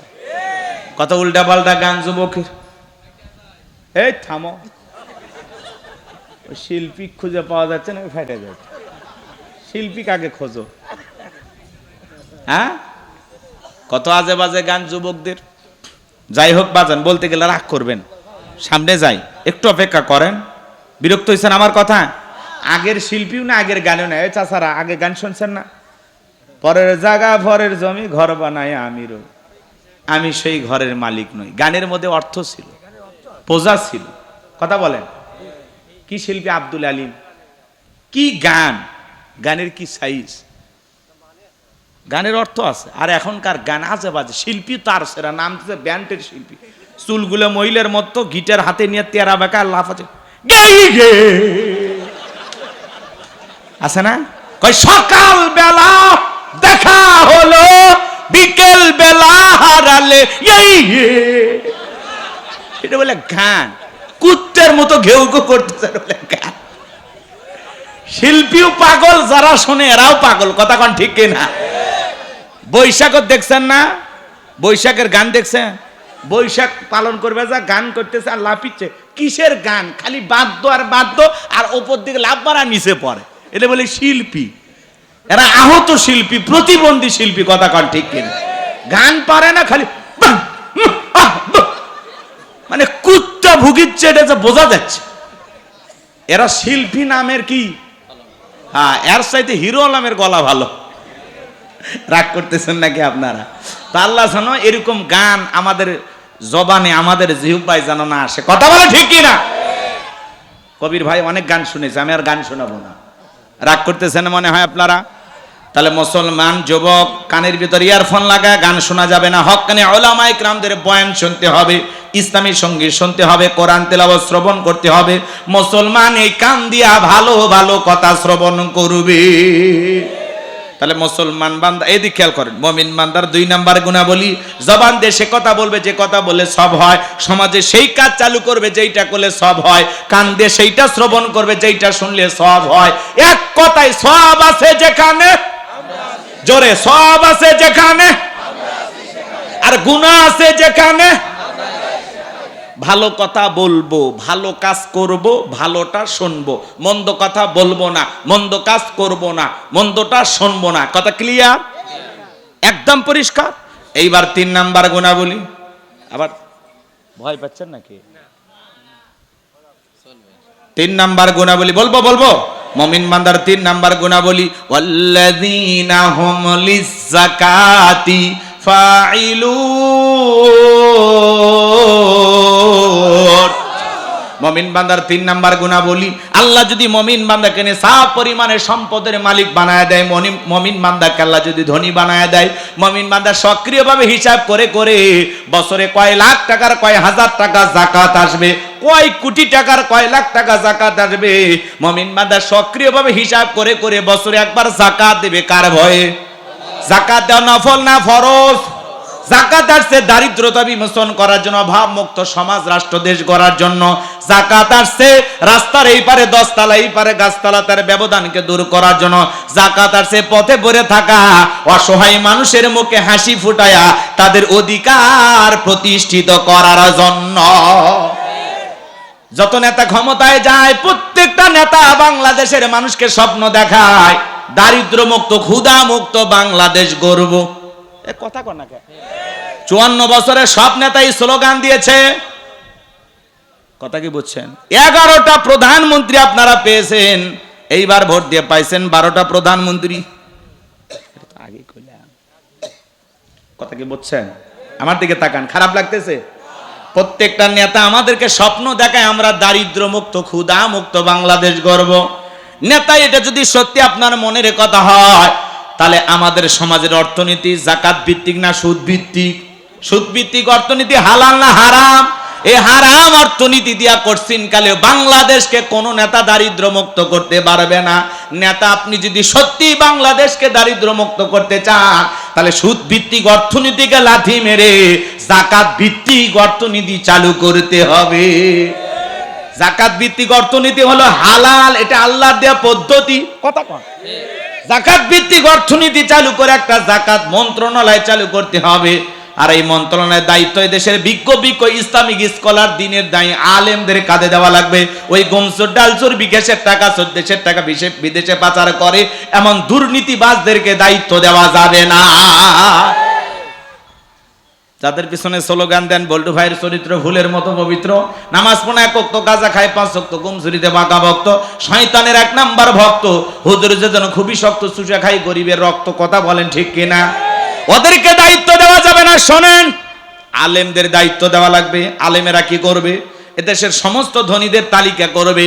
এদেশে একটা জরিপ করা হয়েছে, 10 বছর যদি ধনীদের কাছ থেকে সঠিক পদ্ধতিতে যাকাত কালেকশন করা হয়, আদায় করা হয়, আর আল্লাহ যাকাতের যে 8টা খাত দিয়েছেন, এই খাত অনুযায়ী যাকাতের টাকাগুলো বন্টন করা হয়, 10 বছর পরে বাংলাদেশের জমিনে একজন গরিব যাকাত নেওয়ার মতো খুঁজে পাওয়া যাবে না।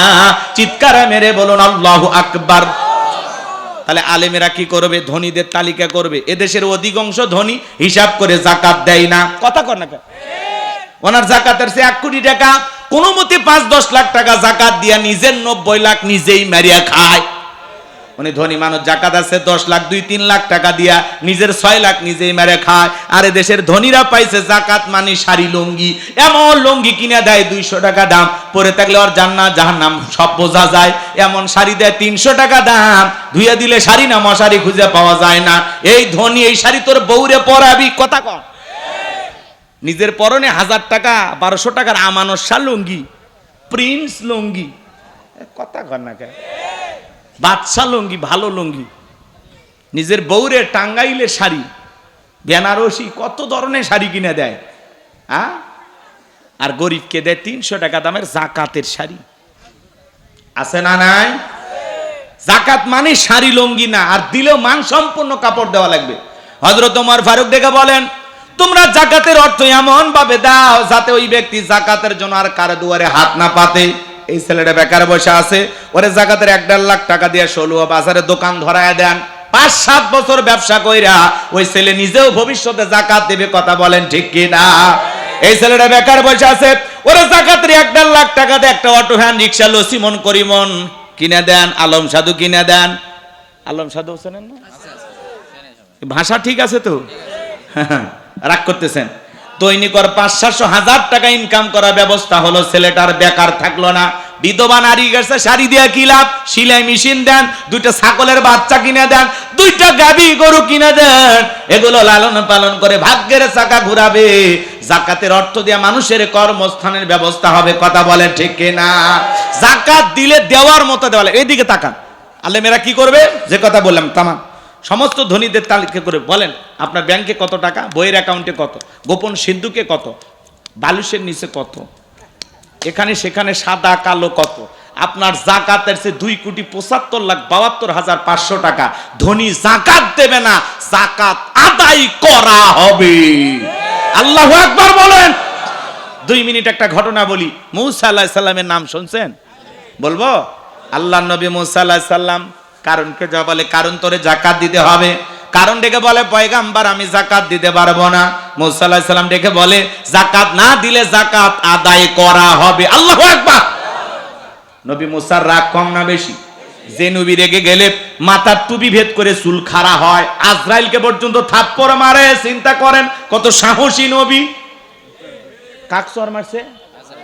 আজরাইলও। উল্টো আজরাইলের জান কবজ করতে গেছে। কি কায়দায় চরটা মারছে। ফিরাউনক থাপ্পড় মারছিলেন, ফিরাউনেরা কিপ্তিকে এক ঘুষি মেরে দুনিয়ার থেকে বিদায় করে দিয়েছেন। আল্লাহু আকবার। ছাগল খেত খাইছে, পয়গাম্বার রাগান্বিত হয়ে ছাগলকে আছাড় মারছে। সেই নবী মুসা এত রাগ। নবী মুসার রাগান্বিত চেহারা দেখার পরে কারণ ডেকে বলে, পয়গাম্বার রাগ করার দরকার নাই, কত টাকা দিতে হবে বলেন।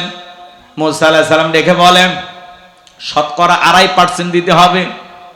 কারণ ডেকে বলে, ঠিক আছে আমার একটু সময় দেন, আমি হিসাব নিকাশ করে আপনাকে পরে জানাবো।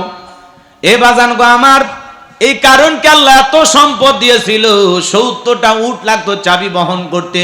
চাবি যদি এত হয় তালা কত, আর তালা যদি এত হয় সিন্ধুকে মাল কত, ছোট মাথায় ধরবে না। কারণ এইবার হিসাব 1000 কর্মচারী দিয়া সারাদিন সারা রাত যদি যাকাতের টাকা দেওয়া হয়, এরপরে টাকা শেষ হবে না। এমনি তো কৃপণ পায়ে স্যান্ডেল দেয় না, ক্ষয় যাবে বলে, গায়ে জামা পরে না, ছিঁড়ে যাবে বলে, সেই কৃপণ কি এত টাকা যাকাত দিতে পারে না। সে একটা গভীর ষড়যন্ত্র করলো। এলাকা একটা 2 নাম্বার মহিলা ছিল, নাম হলো সবদা।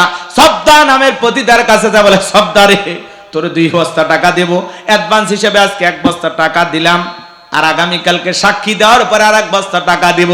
বিনিময়ে আল্লাহর নবী মুসা আলাইহিস সালাম যেই মজলিসে দাঁড়ায় আল্লাহর পথে মানুষকে দাওয়াত দেবে, ওই ভরা মজলিসে দাঁড়ায়া একবার শুধু বলবি, নবী মুসা দিনের বেলা ওয়াজ করে আর রাতের বেলা আমি সবদার সাথে রাত কাটাই। ব্যাস এতটুকু কথা বললেই এনাফ, বাকি যা করার আমি করব। সবদা যেহেতু 2 নাম্বার মহিলা রাজি হয়ে গেল। পরের দিন সকালবেলা আল্লাহ নবী মুসা আলাইহিস সালাম হাজার হাজার জনতার সামনে ওয়াজ করতেছেন, বয়ান করতেছেন। ওই ভরা মজলিসে সবদা মুসা আলাইহিস সালামের আলোচনা শোনার পরে সবদার পাষাণ হৃদয় গইলা চোখ দিয়ে পানি ঝরতেছে। বলেন আল্লাহু আকবার। কান ইশারা দিয়ে বলে, তাড়াতাড়ি দাঁড়া, বলেন আর একটু শুনি। 2 জন লোক পাঠা দিল। ওরা যায় বলে, সবদা গতকাল রাত্রিতে নেতা তোর 1 বস্তা টাকা দিয়েছে অ্যাডভান্স হিসাবে, আজকে সাক্ষী দিলে আর 1 বস্তা টাকা রেডি আছে, সাক্ষী দিয়ে টাকার বস্তাটা নিয়ে চলে যা। সবদা বলে, আর একটু শুনি। বলে না, শুনতে যাওয়া যাবে না। এইবার ভরা মজলিসে সবদাকে জোর করা দাঁড় করে দিল যখন, কারণ লাভ মেরে দাঁড়ায় বলে, মুসা রে ওয়াজ বন্ধ কর, তাকায় দেখ 2 নাম্বার মহিলা দাঁড়াইছে। মহিলাটা 2 নাম্বার না 1 নাম্বার? মুসা নবী কি জানে? রতনে রতন সেনে। কথা বলেন।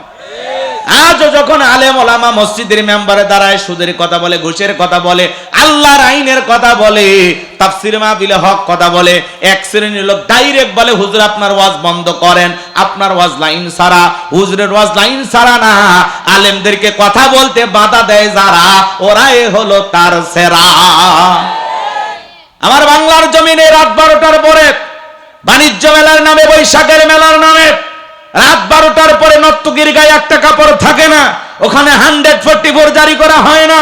যারা কোরআনুল কারীমের তাফসীর মাহফিলে 144 জারি করে আলেমদের কথা বলতে বাধা দেয়, আমার বিশ্বাস ওদের জন্ম মুসলমানের ঘরে হতে পারে না। কথা বলে ডেকে না।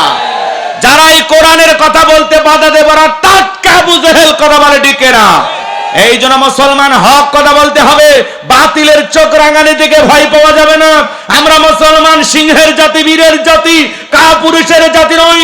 আমরা দ্বীনের জন্য, ইসলামের জন্য প্রয়োজন হলে নিজের জীবনের সবটুকু দিতে রাজি আছি। কথা বলে ঠিক না? এই জন্য আল্লাহর এই জমিন, আল্লাহর দ্বীনকে প্রতিষ্ঠিত করার জন্য যদি কখনো ডাক আসে, প্রয়োজনে মাথায় কাফনের কাপড় বেঁধে আল্লাহর এই জমিন, আল্লাহর দ্বীনকে প্রতিষ্ঠিত করার জন্য কারা কারা বুকের তাজা রক্ত দিতে রাজি, হাত তুলে দেখান, হাত তুলে দেখান। লিল্লাহি তাকবীর। আর টান টান করে তোলেন। আমি কি হাত নামাইতে বলেছি? ওই যে মাঝে মাঝে হাত বেঁকা দেখা যায়, 2 হাত সোজা করার শক্তি নেই। আপনি পুরুষ মানুষ, দুধ, ডিম, ভিটামিন, ক্যালসিয়াম মাঝে মাঝে কিনে খাবেন। একেবারে দুর্বল হলে চলতে পারেন না। সোজা করেন, সোজা করেন। এই যুবকেরা, এই আমার কথা কি শুনতেছো তোমরা?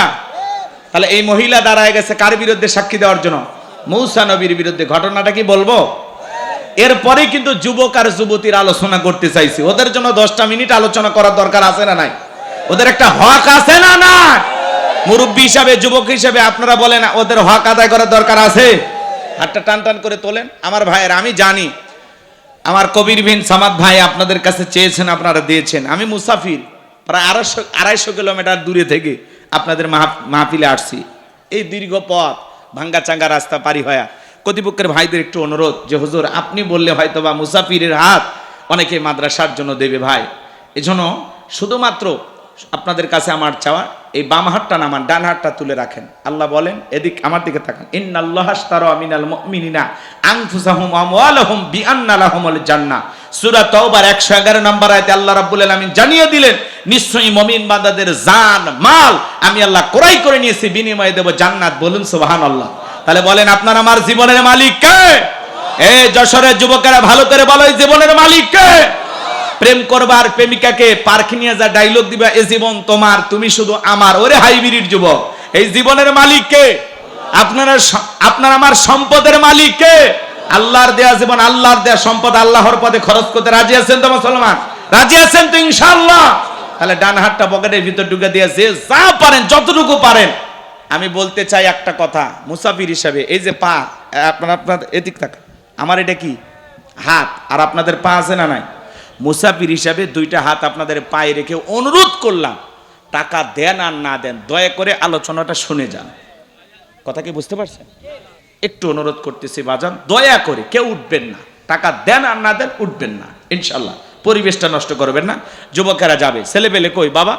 মাদ্রাসার ছেলেপেলে যারা আছো, ব্যাগ নিয়ে, রোমান নিয়ে, চাদর নিয়ে, যার কাছে যা আছে তাই নিয়ে মাঠে নামো, খেলা হবে।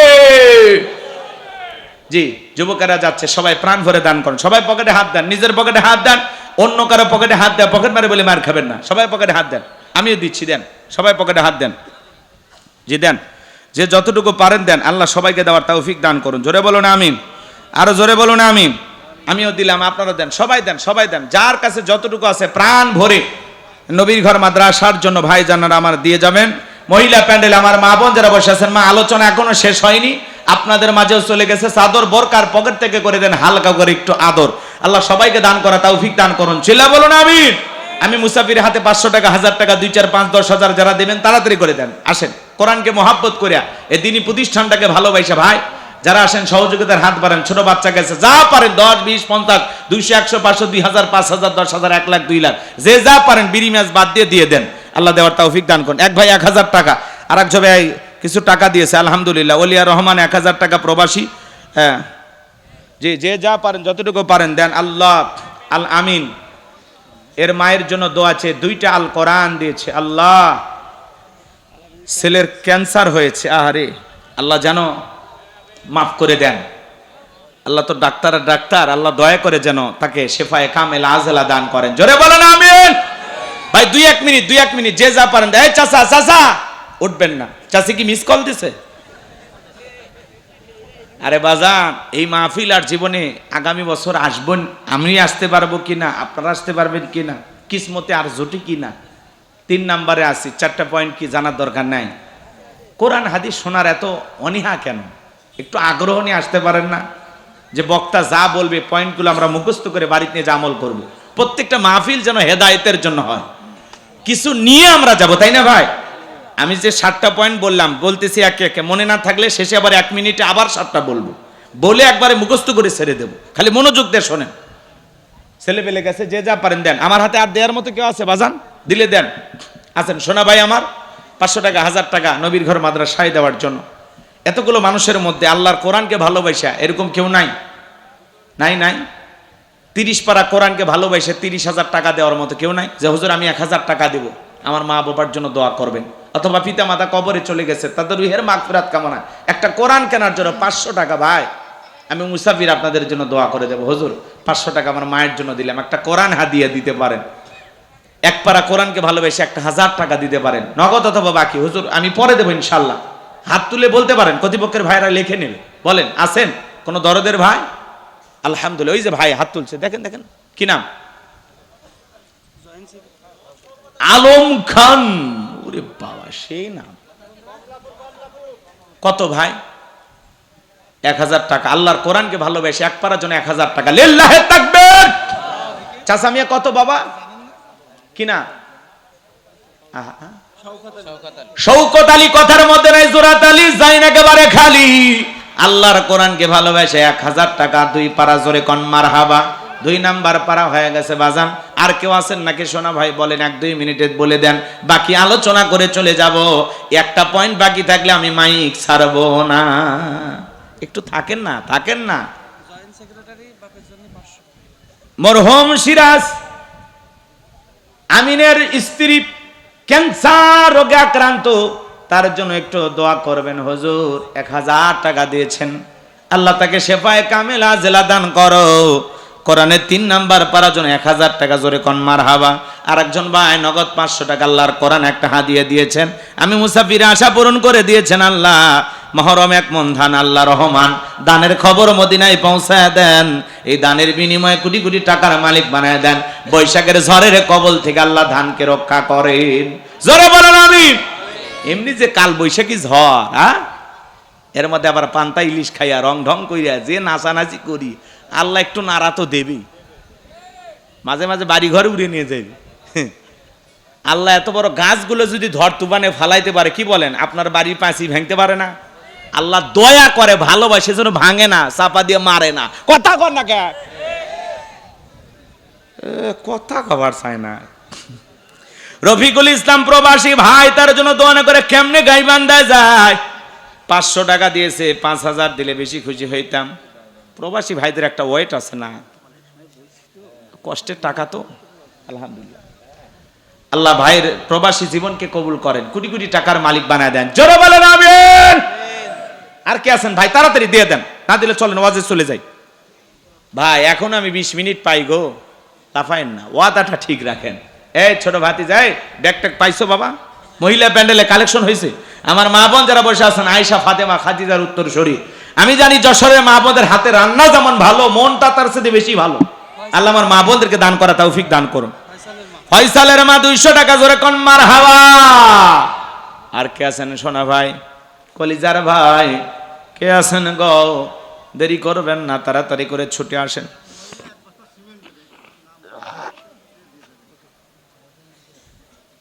মহিলা 2 বস্তা সিমেন্ট, 1 বস্তা, আল্লাহ কবুল করেন। জোরে বলেন আমিন।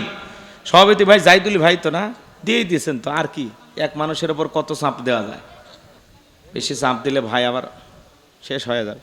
ভাবির জন্য কিছু দেন না, কে ভাবি খুশি হোক। মাইক শুনছে, মাইকের আওয়াজ যাচ্ছে না, ভাবি অর্শ নিচ্ছে না। মহিলা প্যান্ডেলে আছে, বাপের বেটি। এই ভাবির জন্য একটা নিয়ত করেন, পরে ভাবির থেকে আমরা নিমনি। এটা কি?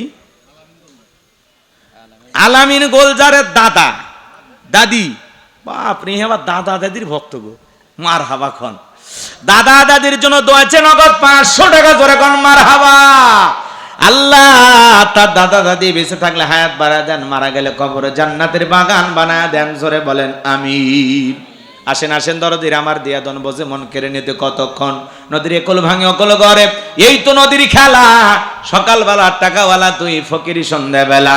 দান করিলে মাল কমে না, নেকির পাল্লা হয় ভারী। গুনাহ খাতা মাফ করে দিয়া আল্লাহ জান্নাতে বানায় দিও ঘর বাড়ি। জোরে কোন মারহাবা। সব পেলায় কবরে যাওয়া লাগবে বাজান, কোনো কিছুই আপনার আমার সঙ্গে যাবে না। কথা বলে ঠিক কিনা? আজকে মরলে কালকে 2 দিন, পরের দিন কেউ কাঁদবে না। যাদের জন্য করলা কামাই, মরলে তারা চিনবে না। থাকতে সময় করো আমল, ঈমান করো খাঁটি। তোমার আমার শেষ ঠিকানা 3.5 হাত মাটি। তোমার আমার শেষ ঠিকানা 3.5 হাত মাটি। আজকে মরলে কালকে 2 দিন, পরের দিন কেউ কাঁদবে না। যাদের জন্য করলা কামাই, মরলে তারা চিনবে না। থাকতে সময় করো আমল, ঈমান করো খাঁটি। তোমার আমার শেষ ঠিকানা 3.5 হাত মাটি। তোমার আমার শেষ ঠিকানা 3.5 হাত মাটি। জোরে কোন মারহাবা। খারাপ কিছু কইলাম? এই ভাই আছে আছে, আর কেউ আছে? আর দেবেন না? আপনার নাম কি গো? খালি লিখেই গেলেন, নিজের নামে কিছু লিখছেন? দিছেন? এই দেহের সাথে 500 টাকা যায়, আপনি ঝাড়ি মেলে তো 10,000 বেড়ে। আল্লাহ দেহ দিছে, অনেকে ভিটামিন খায়, ভিটামিন, তা আল্লাহ গোস্তই দেয় না গাও। আর অনেকে ঠিক মতো ভাতে খায় না মোটা হওয়ার ভয়ে, তাও আল্লাহ খালি দেই। আমি শুনলাম হজে গেলে মানুষ নাকি শুকে যায়। আমি গত বছরে হজ করে আসছি, যাওয়ার সময় মাফে গেলাম 71 কেজি, হজ করে এসে মাফি 76 কেজি। আলহামদুলিল্লাহ, আল্লাহ এত বরকতের খাবার খাওয়াইছে, বাইরে গেছে 5 কেজি। কথা কি বুঝতে পারতেছেন? এটা আল্লাহর দয়া। স্বাস্থ্য কার দেয়া দান? আল্লাহর। আমার ইয়াসিন ভাই 500 যাবি না 1000 দেবেন ভাই, কি করে গো মানে আমার ইয়াসিন ভাই তার জন্য দোয়া না করে কেমনে গাই বান্ধায় যায়। 1000 টাকা জোরে কোন মারহাবা লিল্লাহি তাকবীর। তাহলে 5 পারা হয়ে গেছে, মনে আছে? মনে আছে? 5 হলো না 6 হইলো, মনেই নাই আমার। আপনারা মনে রাখবেন না? হ্যাঁ, হিসাবে এত কাজা কেন যুবকেরা? এই হিসাবে এত কাঁচা কেন? পরীক্ষায় ফেল মারবা নাকি? এইবার শিক্ষামন্ত্রী কি কয়? নকল চলবে না, না কি কয়? নকল করা হবে না। আইরে শিক্ষামন্ত্রী নিয়ে যে টল যুবকেরা, এই তুমি কি পড়াশোনা করছো? কি টল শুরু হয়ে গেছে, প্রত্যেকটা মন্ত্রী নিয়ে খালি এখন টল হচ্ছে। এদিকে তাকান, মানে বেশি সুন্দর করে কথা বলবে যা, ওটা ওভার অ্যাক্টিং হয়ে যায়। আর ওই যুবকেরা ওই কথাগুলো নেটল, এই শুনছো পড়াশোনা করছো? ওরে পড়াশোনা করতে হবে, নকল করা চলবে না। কি এক জ্বালা! এলে না মহিলা পর্যন্ত টল, পুরুষ পর্যন্ত টল। টিকটক ভিডিও ভাইরাল, কথা কর না কে? এ মিছা কথা কই আমি? হ্যাঁ, টাচ মোবাইল নাই, চাচা কি বুঝবি? যুবকেরা তো বুঝতেছ। তাহলে কি দোয়া করে দেব নাকি বাকি আলোচনা শুনবেন? তাহলে কি আমি 5-এই থাকবো নাকি 10টা পারা মিল হোক গো? আর 5,000 টাকা দেন তো, 5 ওয়াক্ত নামাজকে ভালোবাসা 5 জন খুব দ্রুত হাত তোলেন তো। হুজুর আমি 1000। এই 16 বাজারে দোকান নাই, এই বিশাল বড় বাজার, তো দোকান নাই 2-4টা। হুজুর আমার দোকান আছে, দোয়া করেন 1000 টাকা। যেই দোকানে হোক বরকত হবে, আমি দোয়া করব। হোক সেটা কসমেটিকের দোকান আর ওই ভাজা মালের দোকান হোক, যা হোক, মুদির দোকান হোক আর যা হোক, দোয়া চলবি। বলেন থাকলে দেন, চলেন আলোচনা করতে করতে যদি মন গলে দিয়ে যায় ভাই, বলবো চালাবো কিছুক্ষণ। মহিলা প্যান্ডেলে ব্যাগ ছাড়ছিলেন, সে টাকা পাইছেন। আর ভাবির কি হলো? ভাবির জন্য যে কিছু চাইলাম, ভাবির জন্য। ভাবির নাম কি? শাহনাজ ভাবি। থাক, ভাবির নাম বেশি জোরে বলবো না। আমাদের ভাবি জাহিদুল ইসলাম ভাইয়ের স্ত্রী, আমাদের ভাবি শাহনাজ ভাবি, ওনার পক্ষ থেকে 5,000 টাকা ধরে কোন মারহাবা লিল্লাহি তাকবীর।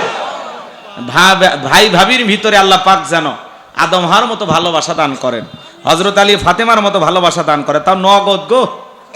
ভাবি যে খুশি হইছে, বইয়ের জন্য কয়জন দান করে, কলিজা লাগে। আমি ওয়াজ করবে আছি, আমার বইয়ের জন্য টাকা দিছি, দেব না তো, কিন্তু ভাই ভালোবাসে ওই জন্য দিস। আমিও দেই অনেক অন্য জায়গায়, গ্রামে মাহফিল হলে দেই। আচ্ছা যাই হোক, এখানে দেই নাই, রাগ করতেছেন? গ্রামে মাহফিলে হলে বলে যে তুমি তো দিবা, আমারে কিছু দে, আমিও যেন দিতে পারি। এরকম মহিলা আছে না? তো ঠিক আছে, আলহামদুলিল্লাহ। আমার জাহিদুল ইসলাম ভাই ভাবির জন্য নগদ 5,000 টাকা জোরে কোন মারহাবা। ওই যে মহিলা দাঁড়ায় আছে, মনে আছে?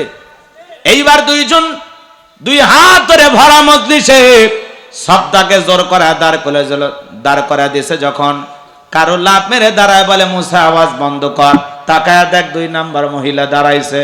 এইবার কারণ ডেকে বলে, সবদা তোমার যা বলার তুমি বলো, আমি তোমার সাথে আছি। সবদা ডেকে বলে, কারণ আমি যেহেতু দাঁড়িয়েছি বলার জন্য আমাকে বলতে দাও, তুমি বসে পড়ো। এইবার কারণ বসে পড়লো। সবদা ডেকে বলে, জনগণ শোনো দিয়া মন, আমি জীবনে কোনোদিন মুসা নবীকে দেখি নাই। আজকে মুসা নবীকে দেখার পরে, আলোচনা শোনার পরে আমার পাষাণ হৃদয় গইলে গেছে। আমি সিদ্ধান্ত নিয়েছি আর খারাপ কাজ করব না, অশ্লীল কাজ করব না। আমি তওবা করে ঈমান আনতে চাই। জোরে কোন মারহাবা। আলেমদের ওয়াজ শুনে কত বেনামাজি নামাজি হয়ে যায়, সুদখোর ঘুষখোর ভালো হয়ে যায়। দাড়ি কাটা যুবকটা দাড়ি রাখে, কত মাহফিলে যায়, হাতটা ধরে বলে হুজুর আপনার আলোচনা শুনে দাঁড়িয়ে রেখেছি। আমার ভাই একজন আছে লন্ডনে গো, ওনার স্ত্রী বাংলাদেশ থেকে গেছে বোরকা পরে শাড়ি পইরা, কিছুদিন পরে লন্ডনে চলাফেরা করার পরে ওই মহিলা হাফ প্যান্ট পরে ঘোরাফেরা করে, মদের বারে যায়, মদ খায়। মেয়েটা চোখের সামনে নষ্ট হয়ে গেল, স্বামী অজরে কান্নাকাটি করে। একদিন জাহান্নামী নারীদের আলোচনা বইয়ের কানের মধ্যে আস্তে করে শোনায়া দিছে, একটু হাসির ওয়াজ শোনো। একটু হাসির কথা শুনতে শুনতে যে আমার জাহান্নামী নারীদের ঘটনাগুলো শুনেছে, চোখের পানি ছেড়ে দেখে দিয়েছে। কিছুদিন পরে মহিলাটার ভিতরে পরিবর্তন এসে গেছে, আবারও বোরকা পরে শাড়ি পরে সুন্দর পোশাক পরে চলাফেরা করে। ওই লোকটা আমারে ফোন দিয়া চোখের পানি ছেড়ে দিয়ে কাদের বলে হুজুর বোরকা পরে বউরে নিয়ে আসছিলাম, হাফ প্যান্ট পরে ঘুরেছে, চোখের সামনে বাধা দিতে পারি নাই। আজকে আপনার আলোচনা শোনার পরে আমার বউ হাফ প্যান্ট পরা বাদ দিয়ে আবারও বোরকা পরে বাহিরে ঘুরতেছে, জোরে কোন মারহাবা।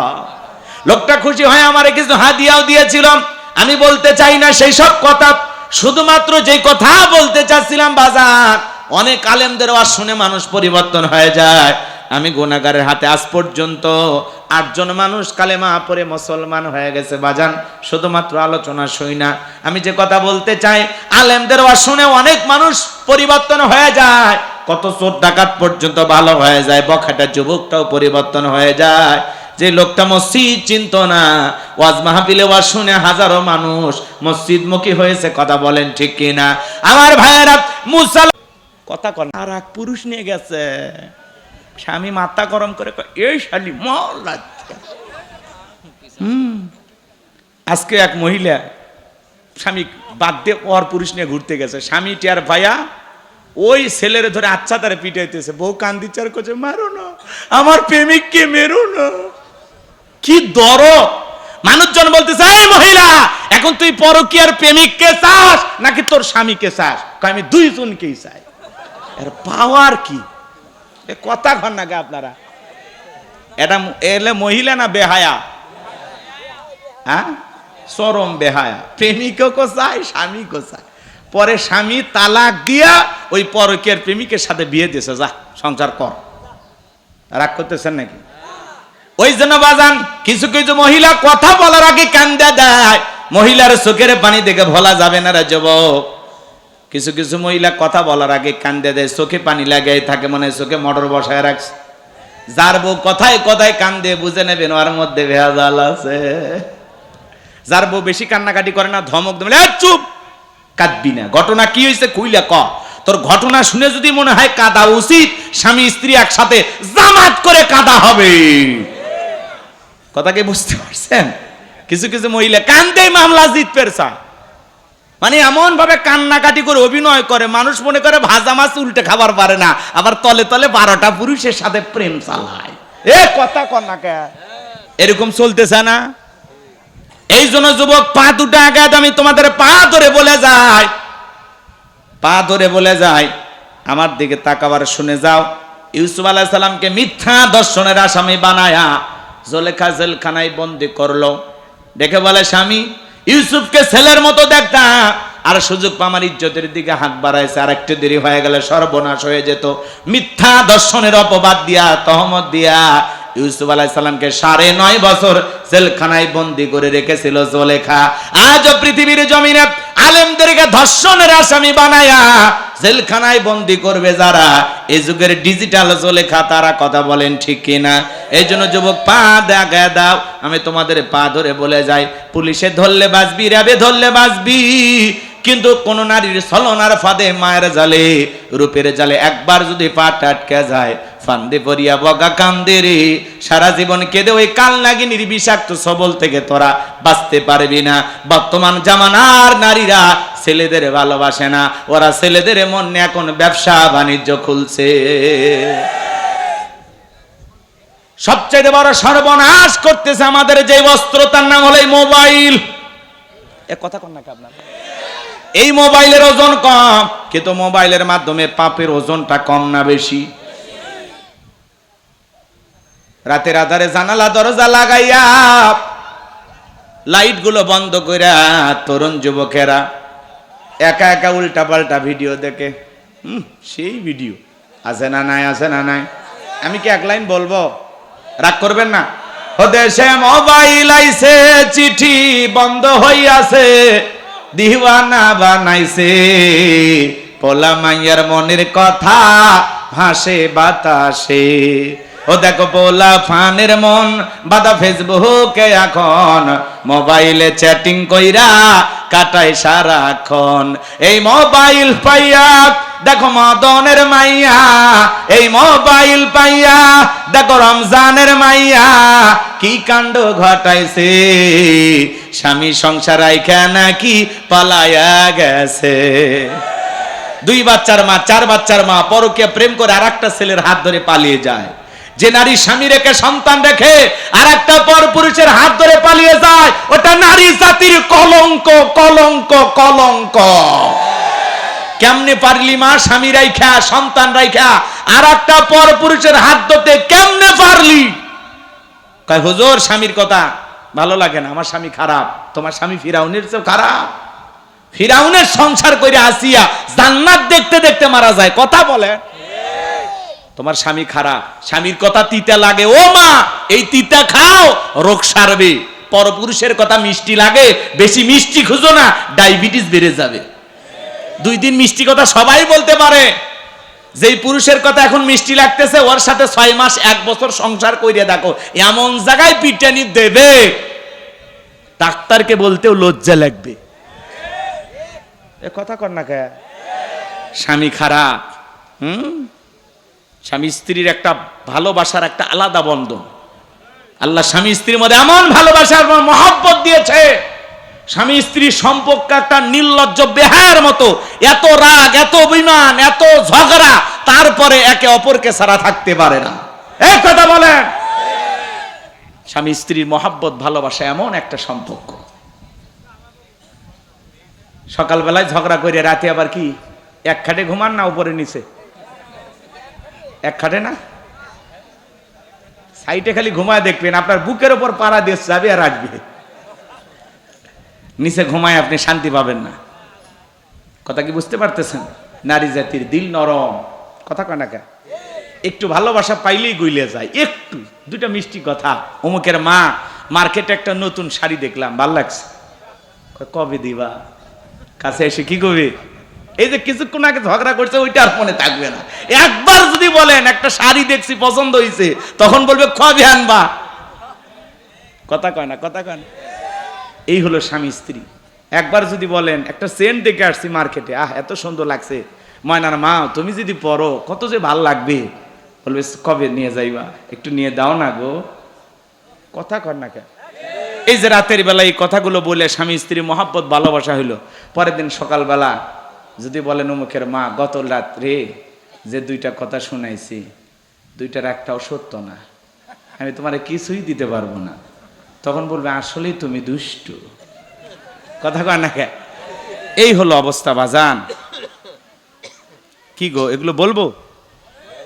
আরে স্লিপ পড়বো, যাই যা দেয় নেন, নিতে থাকেন, আমরা তো দান নেওয়ার জন্য বসে আছি। যারা দিচ্ছে আল্লাহ সবার দান কবুল করেন। জোরে বলেন আমিন, আমিন। আর একটু জোরে বলুন আমিন। বলতে গেলে লম্বা সময় লাগবে, আর সময় নাই বাজান গো আমার। তাহলে 4 নাম্বার গুনাহ বলি, ওয়াল্লাযীনা হুম লিফুরুজিহিম হাফিজুন, নিজের যৌবনটাকে সংযত রাখা। যুবক রে, হযরত আলী রাদিয়াল্লাহু তাআলা বলেন তোমরা যৌবনের তাড়নায় গুনাহ করো, একদিন তোমাদের যৌবন থাকবে না, আমলনামায় গুনাহ ঠিকই লেখা থাকবে। কথা বলেন ঠিক কি না? মুরব্বী যারা আছেন ভাবেন না হুজুর মনে হয় সব যুবকদের ওয়াজ করলো। চাচা এক সময় আপনারা 22 বছরে 25 বছর বয়স ছিল, বিভিন্ন পার্কে ঘোরাঘুরি করছিলেন, সোয়েলা নৌকা চড়ে ঘোরাঘুরি করছিলেন, আম বাগানে জাম বাগানে কথা বলেছিলেন চাচা, সেই দিনের গোপন কথা এখনো আপনার আমল নামায় লেখা আছে না? না। অতএব তওবা করে ফিরে আসেন, আল্লাহ হেদায়েত দান করেন। জোরে বলেন আমিন। তাহলে 4 নাম্বার, যৌবনটাকে কন্ট্রোল করব কার ভয়ে? যৌবনকালে বেশি বেশি ইবাদত করব কার? 5 আর 6 নাম্বার গুনাহ বলি, ওয়াল্লাযীনা হুম লিআমানাতিহিম ওয়া আহাদিহিম রাউন। 5 নাম্বার হলো আমানত রক্ষা করা।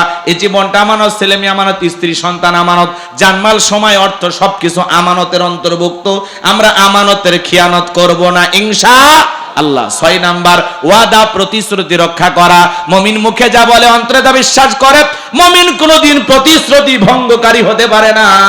এদিক খেয়াল করেন, মুমিন কথায় কাজে ঠিক, মুমিন সঠিক। জবান দিয়ে যে ওয়াদা দেবেন প্রতিশ্রুতি ঠিক রাখবেন। কথা বুঝতে পারতেছেন? প্রতিশ্রুতির বাস্তবায়ন করবেন, প্রতিশ্রুতি কখনো ভঙ্গ করবেন না, মনে থাকবে। 7 নাম্বার হলো আল্লাহ রাব্বুল আলামিন বলেন ওয়াল্লাযীনা হুম আলা সালাওয়াতিহিম ইউহাফিজুন। 7 নাম্বার হলো যত্ন সহকারে সালাত আদায় করা। দেখেন আল্লাহ 1 নাম্বার নামাজ দিয়ে শুরু করলো, 7 নাম্বার নামাজ দিয়ে শেষ করলেন। তাহলে নামাজের গুরুত্ব কম না বেশি? যে ব্যক্তি যত্ন সহকারে সালাত আদায় করে, যে ব্যক্তি আসরের নামাজ পড়ে মাগরিব পর্যন্ত মসজিদে মন টাঙানো থাকে, মাগরিব পরে এশা পর্যন্ত মসজিদে মন টাঙানো থাকে, এশা পরে ফজর পর্যন্ত মসজিদে মন টাঙানো থাকে। শুধু একা নামাজ পড়লে হবে না, স্ত্রী সন্তান ছেলে মেয়েদেরকেও নামাজি বানানোর দরকার আছে না নাই? পৃথিবীর সফল বাবা তারা ছেলের হাত ধরে আল্লাহর ঘরে মসজিদে নিয়ে যায় যারা। ছেলেকে স্কুলে নিয়ে যেতে পারেন, কলেজে নিয়ে যেতে পারেন, মাদ্রাসায় নিয়ে যেতে পারেন, শ্বশুর বাড়ি মেলায় নিয়ে যেতে পারেন। তাহলে ওই সন্তানের হাত ধরে আজান দেওয়ার পরে আল্লাহর ঘরে মসজিদে নিয়ে আসার দরকার আছে না নয়? ছোট ছোট বাচ্চাদেরকে মসজিদ মুখে বানাবেন। আজকের শিশু আগামীর বাংলাদেশ। আমাদের ভবিষ্যৎ প্রজন্ম নামাজি হোক, চান কিনা? ছোট ছোট বাচ্চা মসজিদে গেছলে অনেক মুরব্বীরা ধমক দেয়, চাচা সাবধান, ছোট বাচ্চা মসজিদে আসলে ধমক দেবেন না, খারাপ ব্যবহার করবেন না, চাচা আপনি চিরকাল বেঁচে থাকবেন না। এই বাচ্চারা একদিন মসজিদ আবাদ করবে, এরা নামাজ আদায় করবে। কথা কর। ছোট বাচ্চা মসজিদে এসে ট্যাপের পানি নষ্ট করে, মসজিদের কাঁতারে ফাঁক দিয়ে দৌড়ঝাঁপ করে, ওর বয়সই হলো লাফানোর। ও 7-8 বছরের বাচ্চা লাফাবে না। আপনি কি 70 বছরের মুরব্বী লাফ দিলে বাঁচবেন? আপনার নাট স্ক্রু সব খুলিয়ে যাবে। তো ওর বয়সটাই লাফানের বয়স। এজন্য ছোট বাচ্চা মসজিদে দৌড়ঝাঁপ করলে চিল্লা পাল্লা করবে, কোনো শব্দ করবেন না। মুরব্বী হিসাবে আপনার দায়িত্ব। ওই ছোট বাচ্চা ওযু পারে না, ওরে বলেন বাবা 10 টাকা দেবো। কয় টাকা? আমি যেইভাবে ওযু করব তুমি যদি দেখাইতে পারে। এখনকার বাচ্চারা তো জন্ম নিয়ে নাসা বিজ্ঞানী, কম্পিউটার ফেল। কথা কর। বুদ্ধি কম না বেশি? দেখবেন আপনার ওই 10 টাকা লোভে পইরা আপনি যেইভাবে ওযু করে দেখাবেন, ওই বাচ্চা হুবহুব আপনাকে ফটোকপি কইরা ওইভাবে ওযু বানাবে। কথা কন। তাহলে আপনার এই 10 টাকা লোভে পইরা, 5 টাকা লোভে পইরা একটা বাচ্চা ওযু শিখে গেল। তাহলে এরকম একটু মন মানসিকতা আমাদের তৈরি হয় না? পারবো না ইনশাআল্লাহ? ওই ছেলে রুকু সিজদা জানে না, ওর একটু কাছে নেন, শিখান যে বাবা এইভাবে রুকু সিজদা করতে হয়। আপনি মারা যাবেন, আপনার জানাজার খাটিয়ার পাশে দাঁড়ায়া, আপনার কবরের পাশে দাঁড়ায়া এই ছেলেটা কাঁদবে আর বলবে এই চাচা আমারে ওযু শিখাইছে, এই চাচা আমি আমারে নামাজ শিখাইছে। কথা বলে ঠিক এরা? এরকম মানুষ হন। পারবো তো ইনশাআল্লাহ? বলেন পারবো তো ইনশাআল্লাহ? আল্লাহ কবুল করেন, চিল্লা বলেন আমিন। আপনাদের সামনে আরো অনেক কথা বলার ছিল, কিন্তু আপনারা বিরক্ত হচ্ছেন, তাই না? কষ্ট হয়েছে আমার কথায়? তাহলে বলেন আমাদের ছোট ছোট বাচ্চাদেরকে মসজিদ মুখে বানাবো। আল্লাহ বলেন ইয়া আইয়ুহাল্লাযিনা আমানু কু আনফুসাকুম আহলিকুম নার। সূরা তাহরিমের 6 নম্বর আয়াত।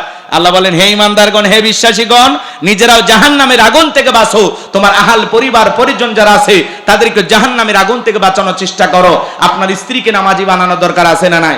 আপনি মসজিদে যাচ্ছেন, স্ত্রীকে ডাক দেন, ময়নার মা তুমিও নামাজ পড়ো, আমি মসজিদে যাই। কথা বলেন। স্ত্রীকে বলেন শুধু তোরে দুনিয়াতে চাই না, তোরে আমি জান্নাতেও পেতে চাই। কথা বলে ঠিক কিনা? একটা পরিবারের 4 জন সদস্য সবাই যদি নামাজ পড়ে, ভালো লাগে না খারাপ লাগে? এই আমল কারা কারা করবেন? এই 7টা গুণা বলে একটু হাত তুলে দেখান তো। আল্লাহ আমাদের সবাইকে 7টা গুণা বলে আমল করা তৌফিক দান করুন। চিল্লা বলুন আমিন। 1 মিনিট এইবার শোনেন। 1 নাম্বার বিনয়ের সহিত, নম্রতার সহিত আল্লাহর ভয়ে সালাত আদায় করা। 2 নাম্বার জবান দিয়ে সে কথা বলবো যে কথা বললে সব হয়। সমাজে সেই কাজ চালু করবো যেটা করলে সব হয়। কান দিয়ে সেটা শ্রবণ করবো যেটা শুনলে সব হয়। এক কথায় সব আছে যেখানে আমরাও আছি সেখানে। 3 নাম্বার আল্লাহ সম্পদ দিলে প্রত্যেক বছর হিসাব করে বছরে একদিন যাকাত দেব ইনশাআল্লাহ। 4 নাম্বার এই যৌবনকালের কঠিন সময়গুলো নিজেকে গুনাহ থেকে বাঁচায় রেখে আল্লাহর ইবাদত করে কাটাবো। 5 নাম্বার আমানত রক্ষা করব। 6 নাম্বার ওয়াদা প্রতিশ্রুতি ঠিক রাখবো ইনশাআল্লাহ।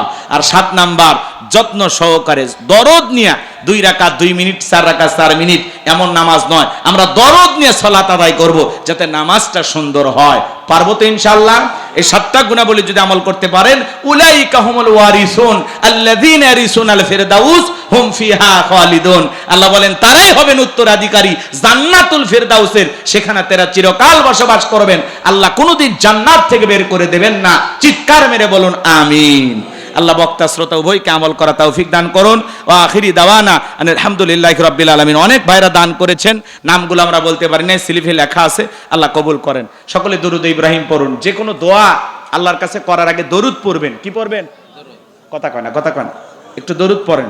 আল্লাহুম্মা সাল্লি আলা মুহাম্মদ ওয়া আলা মুহাম্মদ কামা সাল্লাইতা আলা ইব্রাহিম ওয়া আলা আলি ইব্রাহিম।